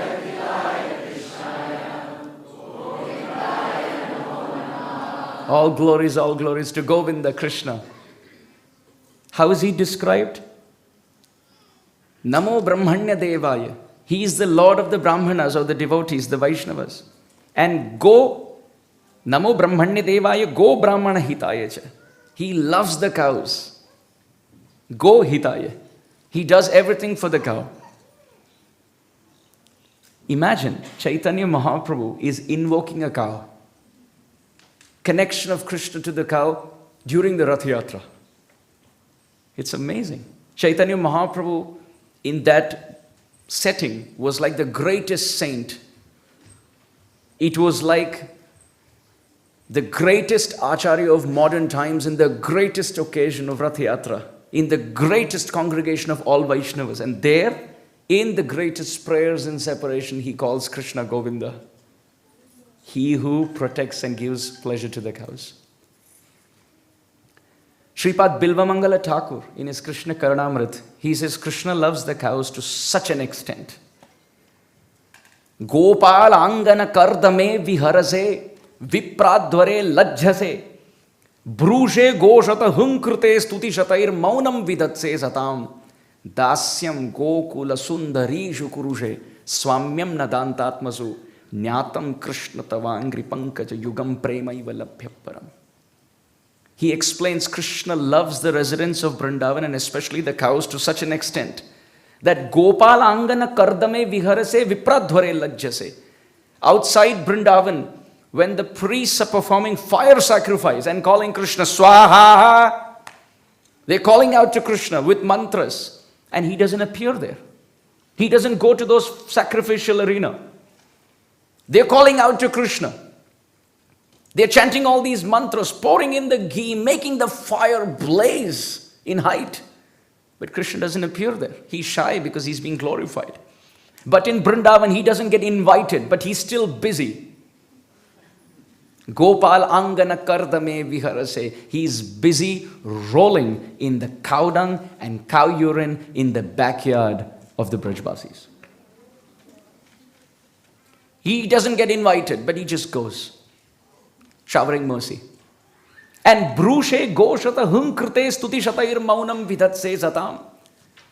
Outside Vrindavan, the yogis are in contemplative meditation. They are seeing the form of Krishna in the heart, but he wouldn't speak a word to them. They're seeing Krishna in the heart and they're trying to speak to him, but he's not speaking a word. But in Vrindavan, it just takes one calf or one cow to say, that's it. Brushe goshata hunkrute. The word says hunkrute. All that it takes for a cow to get Krishna's attention is, that's it. And what does he do? He sits there with the cow. The cow just has to moo once, and Krishna sits there. What happened? Are you feeling hot? Are you feeling cold? Do you want to come and play with us? Are you hungry? Are you thirsty? Is the rope around your neck too tight? Do you want me to give you a bath? Do you want me to talk to you? Are the insects troubling you? Shatta. Krishna is ready to speak 100 words to a cow just on a moo. And there the yogis outside Vrindavan are spending 100 lifetimes meditating, and he would appear, but he wouldn't speak a word. Sripad Bilva Mangala Thakur has said, I know how much you love the residents of Vrindavan, the gopas, the gopis, your parents, your brother, the cows, the calves. Krishna, all glories to the residents of Vrindavan, who love you spontaneously.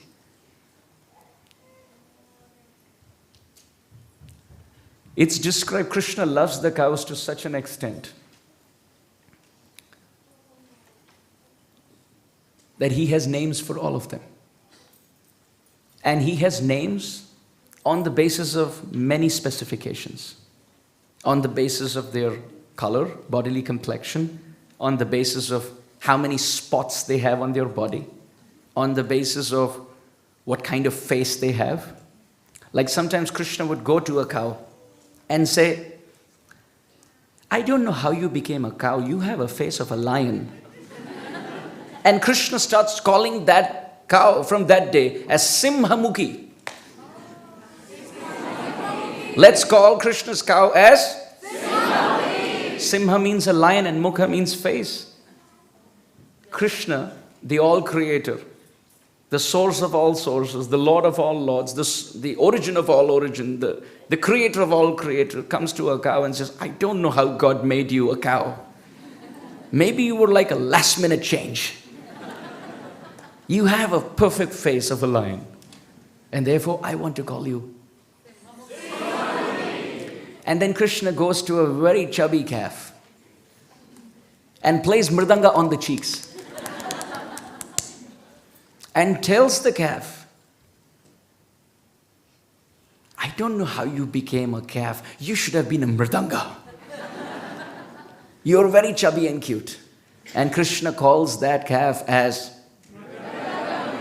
Mridanga Mukhi. That is correct.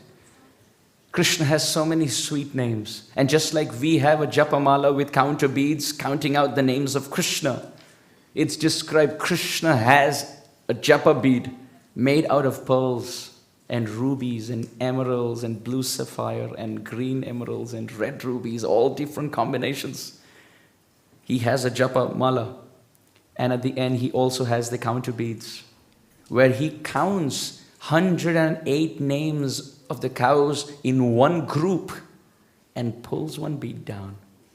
And in this way he keeps track of all his groups and all the cows in all those groups. Unbelievable. Isn't it amazing that we have to hear about Krishna and the land of Krishna, the land of cows, even before we enter there? Rupa Goswami Pad says, originally from Ramananda Rai, but kept beautifully in the Padyavali by Rupa Goswami. Krishna bhakti rasa bhavitamati hiyatam yadi kutopi labhyate tatra laulyam api mulyam ekalam koti janma sukritirna labhyate.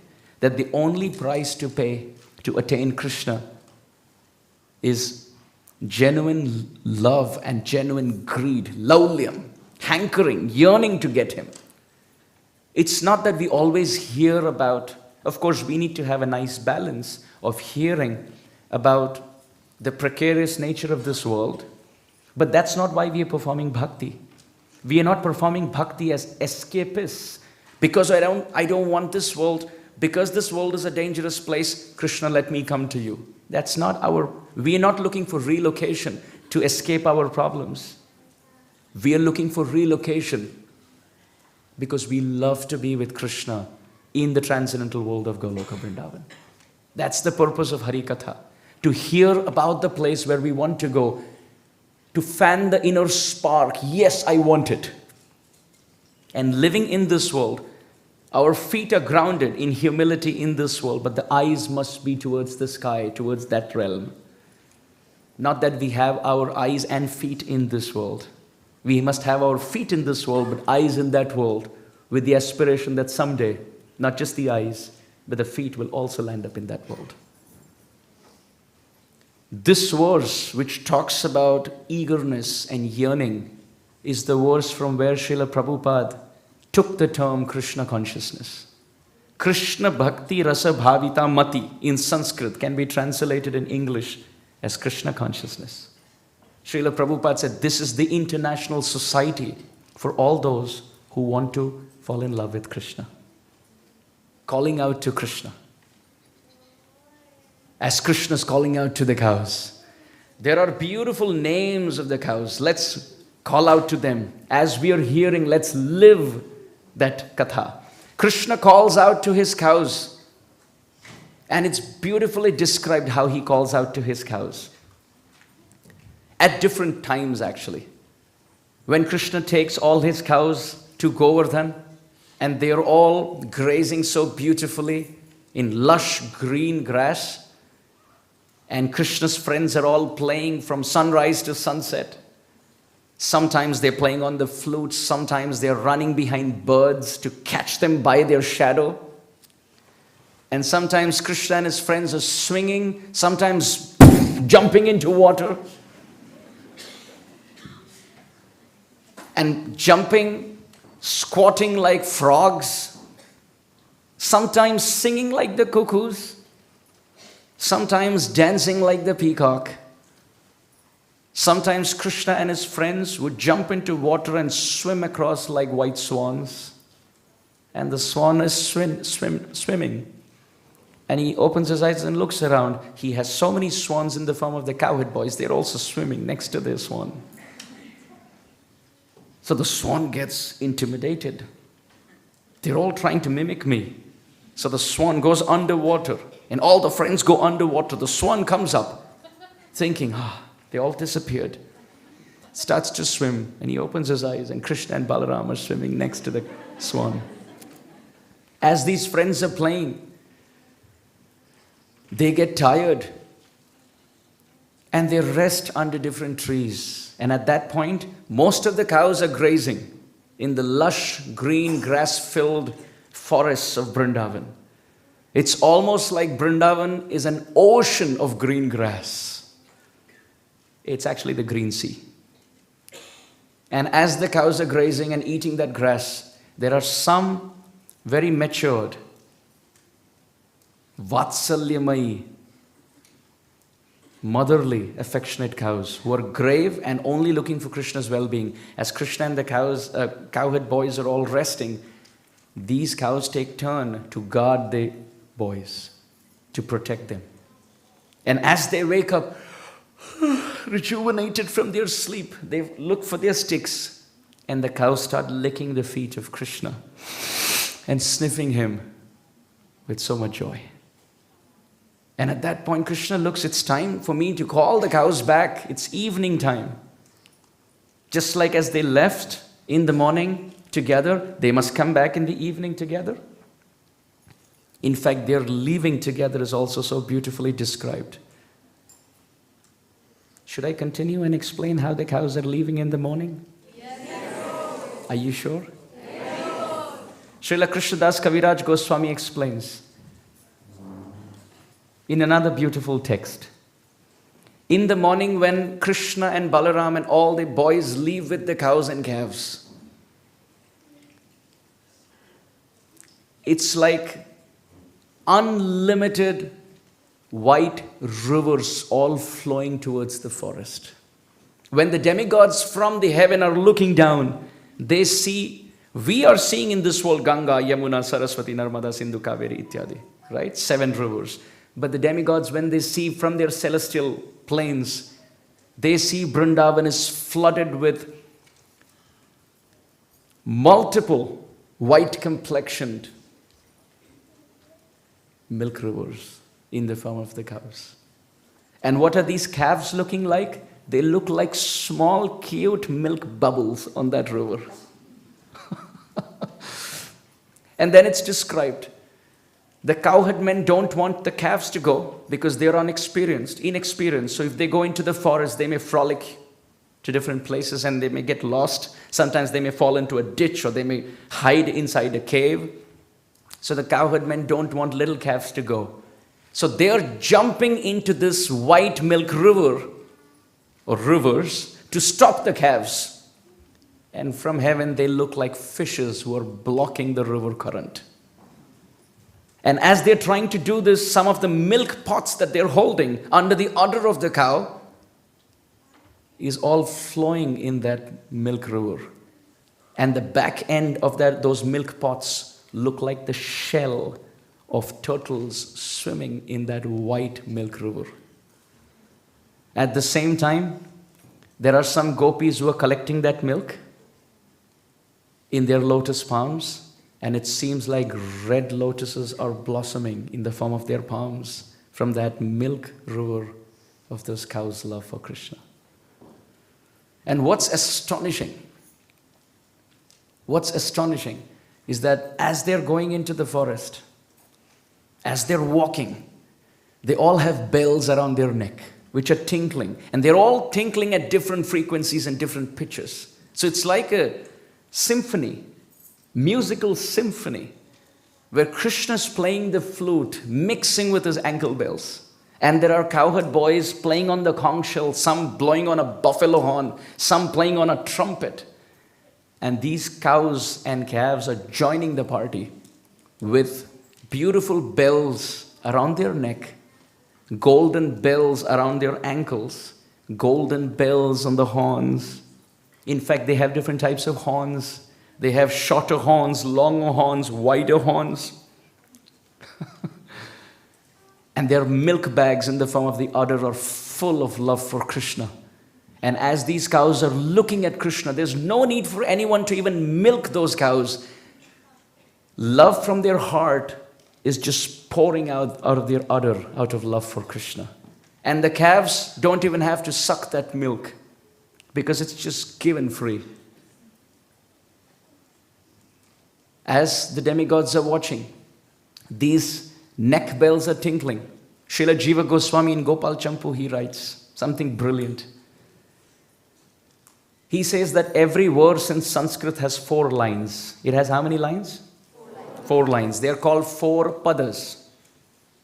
But pada in Sanskrit also means feet.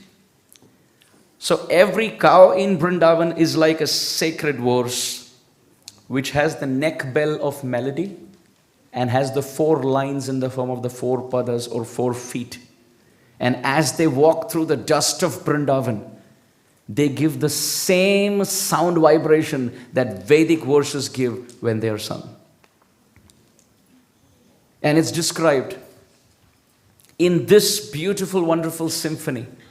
As they're walking, they hit with their hoofs the dust of Vrindavan, which is raised up like a gold cloud, which can eclipse the opulence of Indra's capital city. That's how opulent that gold dust-filled cloud of Vrindavan is. Very beautiful and very majestic. Now, as they go into the forest, the cows are playing, the boys from sunrise to sunset, they're playing. They have their meal, they're talking about what they have done that day. And now it's time for Krishna to get all the cows back. And that's when it's time to call out to the cows. So Krishna is sitting on top of a tree branch. And it's described Krishna has his feet outstretched on a branch of a tree. He has one of his arms completely intertwined with the branch, and he's playing on the flute, becoming one with the tree, because Krishna is like a tamal tree, he's like a wish-fulfilling tree. So many metaphors for Krishna. And it's described Krishna's arms are like a very strong, dark-complexioned, smooth snake skin. As Krishna has wrapped his arms around the branch of a tree, it seems like there's a snake. It seems like Syam Sundar is a serpent. His arms are slithering like a serpent. They're very broad, and they taper and narrow down, and they're dark, and they're thick, and they're slimy and shining. And once they catch someone, they can strangulate that person to transcendental ecstatic love, that person will have no more material birth. Now, as Krishna is sitting on that branch, that's the snake-like arm. Bhujadanda. And at the same time, his flute sound, they are like those notes seem like the leaves on that branch. And at the same time, Krishna's yellow dhoti, which is moving by the breeze of Brinda Devi's arrangement, they are like the blossomed yellow champaka flowers on the branch of that tree. And the red sole of Krishna's feet is the most juicy, hanging fruit dangling from that branch.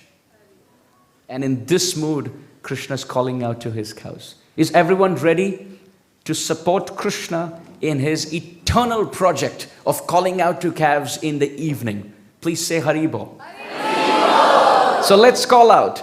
Krishna is now calling out to the white cows. Hamsi! Hamsi! Chandani! Chandani! Ganga! Ganga! Mukta! Now Krishna is calling out to the black complexion, dark complexion cloud. Shyamala! Yamuna! Dhumala! Now Krishna is calling out to the red complexion cows, which are little reddish and pinkish. Cows which are pinkish in complexion. Aruni! Kumkumi! Now those which are little pale. Don't worry, they don't have jaundice. But they are little pale in their complexion. Pita, Pingala, Haritaki. Krishna has randomly given them these names. And then on the basis of the natural skin complexion, sometimes the cows have different shapes and they have different dots and speckled patterns on them. Some of them have tilak-like formation, but they have different types of tilak. Don't tell me that's the origin for the different Sampradayic tilak. I'm not saying that. But there are different tilak markings naturally formed by birthmarks in the body of the cow. And Krishna calls them Chitra. Chitra means she who's very attractive and astonishing with the dot patterns on the body. Then Chitra Tilaka. And some have very long tilak. Dirgha Tilaka. And of course, we also spoke about those who have faces like lions. And what are they called? And those which have faces like a beautiful mridanga. And in this way, Krishna calls to all the cows and calves, and it's described. As they're chewing onto the grass, dear devotees, Srimad Bhagavatam at this point comes to the verse of Gavascha Krishna Mukha Nirgata Venu Geetam Piyusha Uttabita Karna Putaipi Bantyaha Shavasnuta Stanapaya Kavalasma Tastur Govinda Matmani Drishashu Kalas Prashantyaha. This is 10:21:13. This is the context. It is described by Shukadev Goswami's ears, which are like cups. They want to hold the nectar of Krishna's flute sound. Now the question could be, why not just have it like this? Have you seen cute calves which have their ears like this? And sometimes just one moves, and that's even more cuter. Right. So why not just have it like this, and why have it as cups upward? Srila Sanatana Goswami, in his commentary to that verse of Srimad Bhagavatam, he explains the cows love Krishna's flute sound so much and his personal call so much that they feel if they keep the cups of their ear horizontal, some of that nectar may drip down their ears. So they hold it and uphold it like cups upwards so that they can catch all that nectar without any spilling. Wow. Thank you, Prabhupada. Thank you for introducing us, opening the doors to this divinity. When Srila Prabhupada saw the paintings of the BBT, Prabhupada said, these are pictures to the windows to the spiritual world. These pictures are windows to the spiritual world. Just by looking at them, wow, it's a snapshot of how that world is. And it's described the cows through their eyes are drinking the nectar of Krishna's form, and through their ears are drinking the nectar of Krishna's flute. Now you have a confluence of two rivers. The nectar of Krishna's form through the eyes, and the nectar of the flute sound through the ear. And therefore, to attract both of them, hold both of them, They're holding them completely. They're looking at Krishna with unblinking eyes. And because the devotees look at Krishna with unblinking eyes, ye yatham mam prapadyante tam stataiva bhajamyaham. Krishna reciprocates by seeing us with unblinking eyes. In fact, he has no eyelids as Jagannath. He's always busy looking at the devotees, like how the devotees are busy looking at Krishna. And just like the devotees want to embrace Krishna like the cows, and Jagannath has his arms outstretched to embrace the devotees. The Bhagavatam describes the cows through the eyes are drinking the form of Krishna's form, the nectar of Krishna's form, and through the ears the nectar of Krishna's flute. And because of the mixture of these two nectarian rivers, their eyes start to water, and there are torrential rain showers in the form of tears of affection for Krishna. And their heart melts, and milk starts dripping from their udder without the calf asking for it. And it so happened that the calf at that point is actually drinking milk, trying to suck the udder and drink milk. But now when Krishna calls out to the cow and calls out to the calf, both are stunned. The cow is giving milk even without being sucked. And the calf gets that milk into the mouth. And that milk is dripping from the mouth. Why? Because the cow forgets what her dharma is, that she's supposed to give milk only when she's asked for, milked. And the calf's dharma is to drink milk by asking for it. Both forget their dharma. When Krishna calls out to their names, the calf forgets to swallow the milk in the mouth, and it drips down the mouth and the neck of the calf.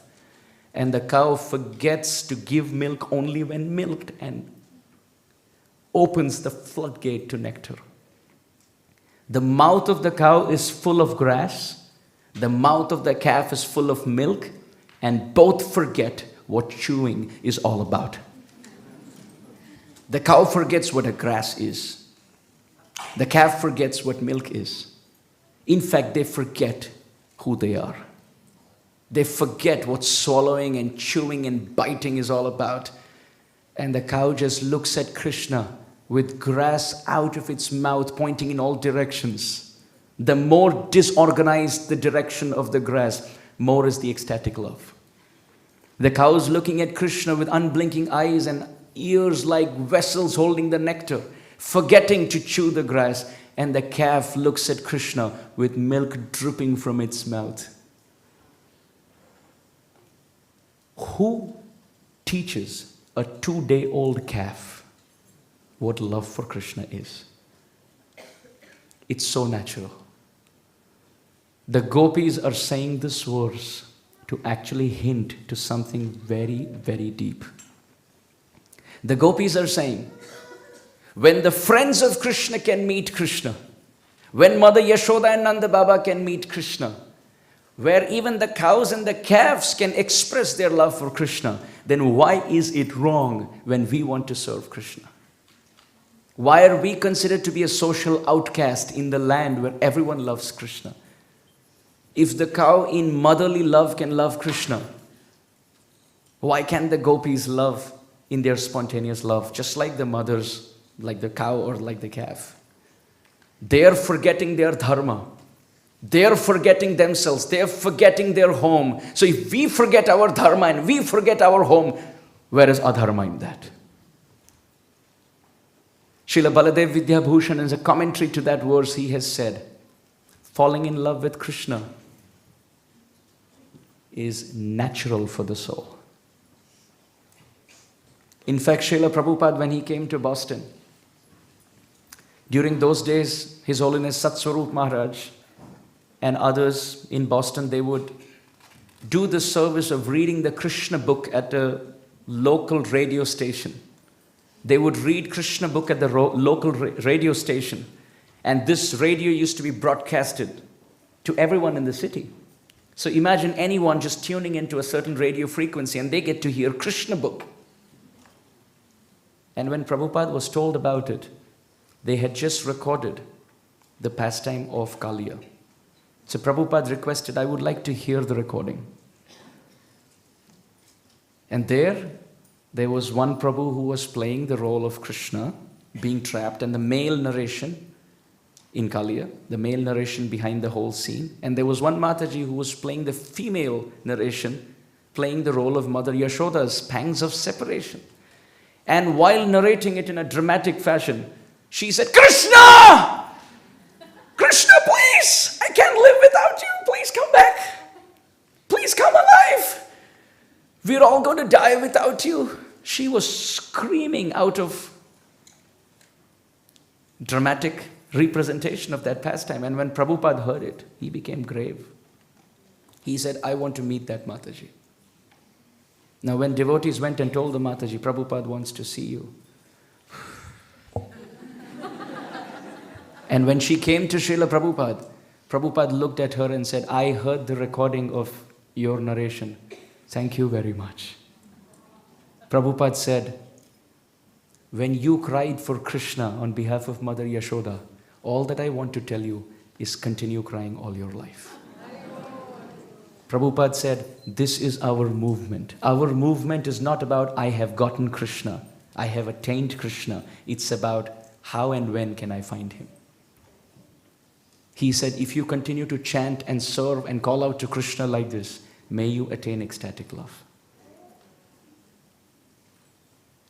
The cows love Krishna, the calves love Krishna, and when Krishna is calling out to the cows and calves, they're all running and coming to Krishna in the evening. But there are some naughty cows and calves.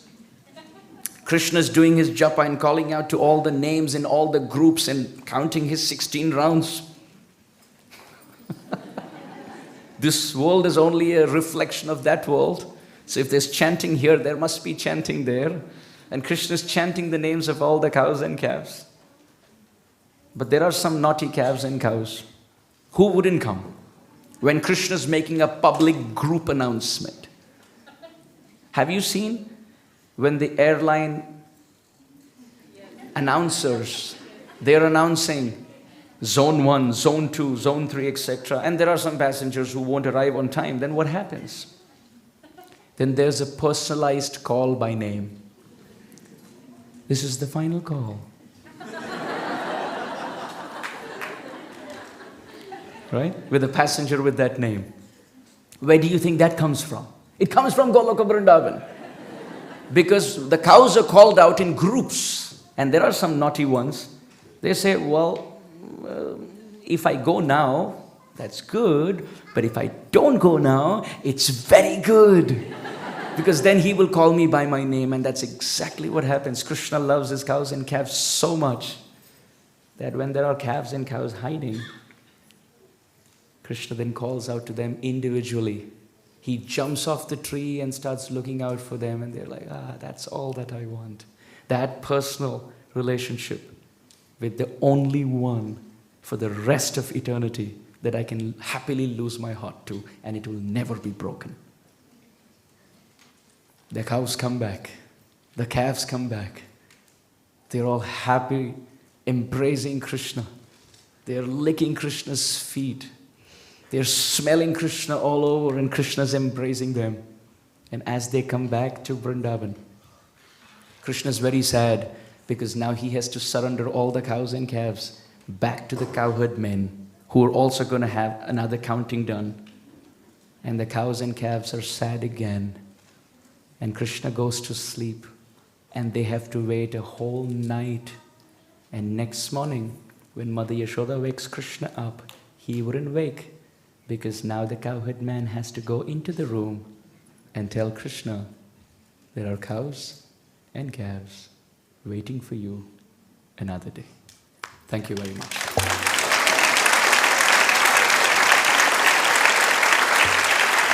Srila Prabhupada ki! Grantraj Srimad Bhagavatam ki! Gaur Premanande!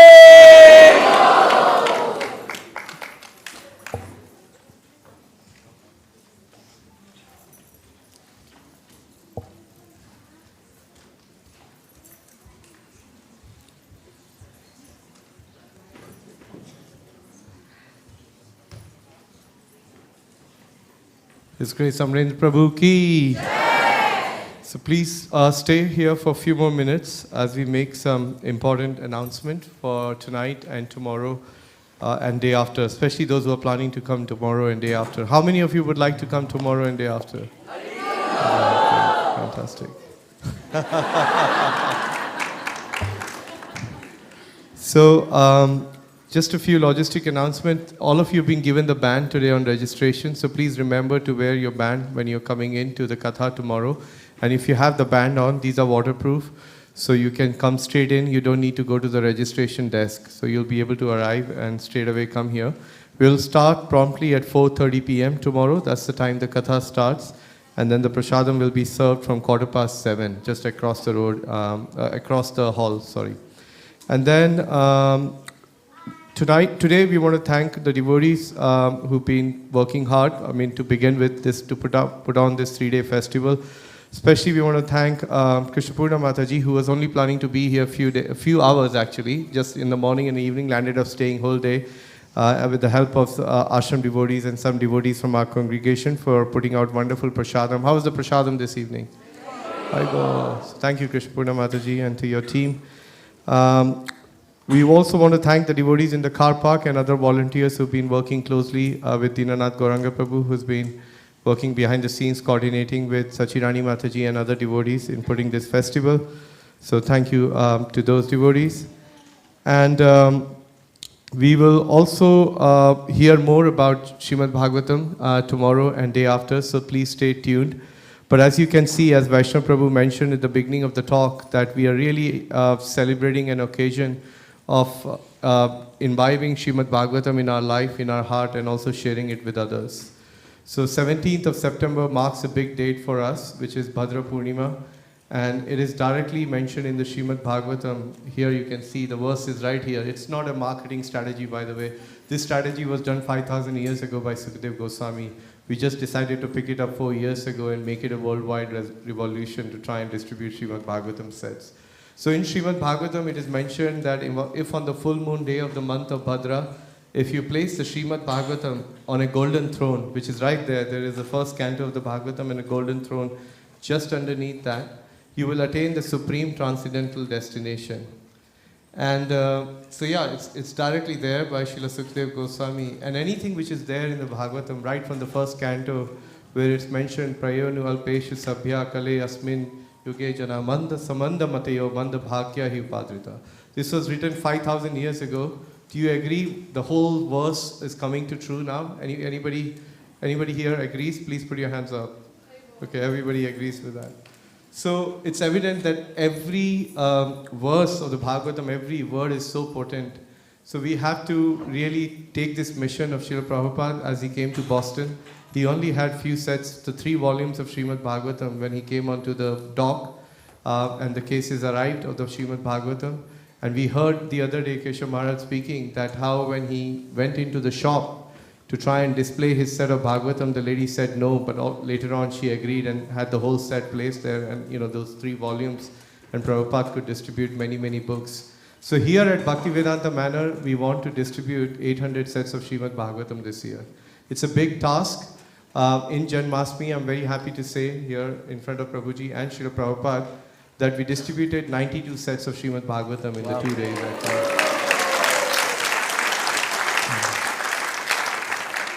That took some work. We spoke to over, I think, about just over 1,000 people who walked through our tent. Our tent was called Beyond TikTok. The idea was to take them, our theme was time, Kala, and also take them beyond TikTok to the pages of Srimad Bhagavatam, where they can become a sage page by page. So the idea was that they came, we did some skit, the dramas, and we spoke to so many individuals, and 90 families walked away with the Srimad Bhagavatam set. And now we are planning to go down to their homes and do an installation ceremony, connect them through some Sangha, and help them begin their journey to Krishna consciousness. Many of them were new people. And often the question is asked that, why are we distributing Srimad Bhagavatam to those who are just walking through the door? So I just want to say that, in Janmashtami, we get over, I think, nearly 40,000 people who come to the festival. Of the 40,000, let's say 35,000, 34,500 people have Bhagavad Gita. Their grandmother has memorized Srimad Bhagavad Gita. Their great-grandmother has, also like by hearted Bhagavad Gita and living Bhagavad Gita. But when it's come to Srimad Bhagavatam, they have not heard of that literature. So when they take the set of Bhagavatam and place it in their home, they're making a very bold statement, and they feel, now I need to better start taking my spiritual life seriously. I've got these 12 cantos in front of me. And somehow or other, then they turn to Srimad Bhagavad Gita and start their journey. So it is very inspiring that so many people get a chance to come and take Bhagavatam. So I just want to say that we also have the opportunity. These are the 4 ways I request everybody to get involved. You can take a set of Bhagavatam if you don't have one. Or if you have 2 TVs in the house, then you should also have 2 sets of Bhagavatam in your house. So that could be your second set. There's one thing I would like to add. Anyone who takes a Srimad Bhagavatam set in the next 3 days, today, tomorrow and day after, I promise this from the Vyasasan that tomorrow when I do seva to my Giriraj, I will chant your name and your family relative's name and offer Tulsi to Giriraj and pray for you. I don't know if that prayer has any value, but that's little service I can offer. And I also want to mention, out loud clear, I don't have any commission in the whole process, right? So please don't think there's any monetary gain. Everything goes to the manor. But this is an attempt in the worldwide distribution of Srimad Bhagavatam, both the sets and the presentation of the philosophy. So as an insignificant servant of Srimad Bhagavatam, that's one thing I would like to offer. We will take your names and your children and pray for you, offering Tulsi to Govardhan, and may good will come. That's one thing I can promise. And just to add, Prabhu just doesn't have one Giriraj, he has 2 Giriraj. Because every morning Prabhu has been worshipping them, and we have the good fortune to assist him in that little small seva Prabhu allows us to do. And he has 36 shaligrams too. So yeah. So the prayers will get extended to all the various exalted personalities on the altar.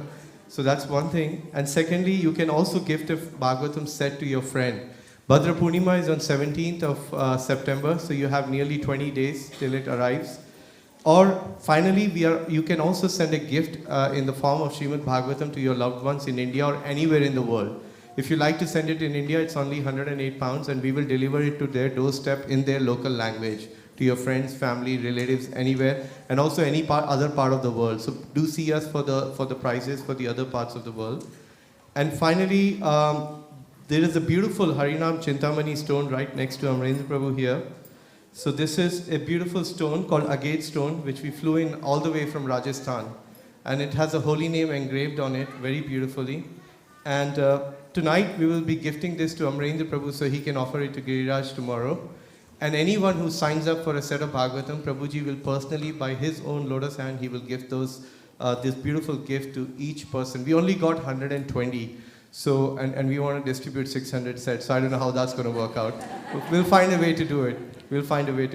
So you get this beautiful stone with the holy name on it, and there's beautiful Bhaktivedanta Manor logo here with the Gomatsya logo on this stone. So tonight we will like to gift this to Amarendra Prabhu, so he can offer it to his Govardhan Shila tomorrow morning. And then anyone who signs up for a Bhagavatam set will receive it from Prabhuji's hand. And we are also, if you're gifting a Bhagavatam to a new person, we are starting a new Sangha. Nishkinchan Prabhu from our Sangha development team is starting a new Sangha, so you'll be able to connect them through readings of Srimad Bhagavatam. And finally, the gift which I think Sukhdev Goswami has already given, you can't compare that gift to anybody, is going back to the spiritual world. So on that note, I want to thank everybody. We have 2 tables at the back and also tables outside. We have devotees. Please put your names down. If you like to take a set, gift a set to somebody. And tonight we'll take those names. And also I requested Amarendra Prabhu, which is happy, we will take out the first canto from the Srimad Bhagavatam, and Prabhu will sign it on behalf of A.C. Bhaktivedanta Swami Srila Prabhupada, coming in the line of our Guru Parampara, and being such an advocate of Srimad Bhagavatam, he's very happy to give a signature on the first canto of the Bhagavatam, which you can gift it to others. So please put your name down on the desk, on the tables. Please see the devotees. And once again, please join me in thanking His Grace Amarendra Prabhu. very loudly by chanting the Hare Krishna Mahamantra. Hare Krishna, Krishna Krishna, Hare Hare, Hare Rama, Rama Rama.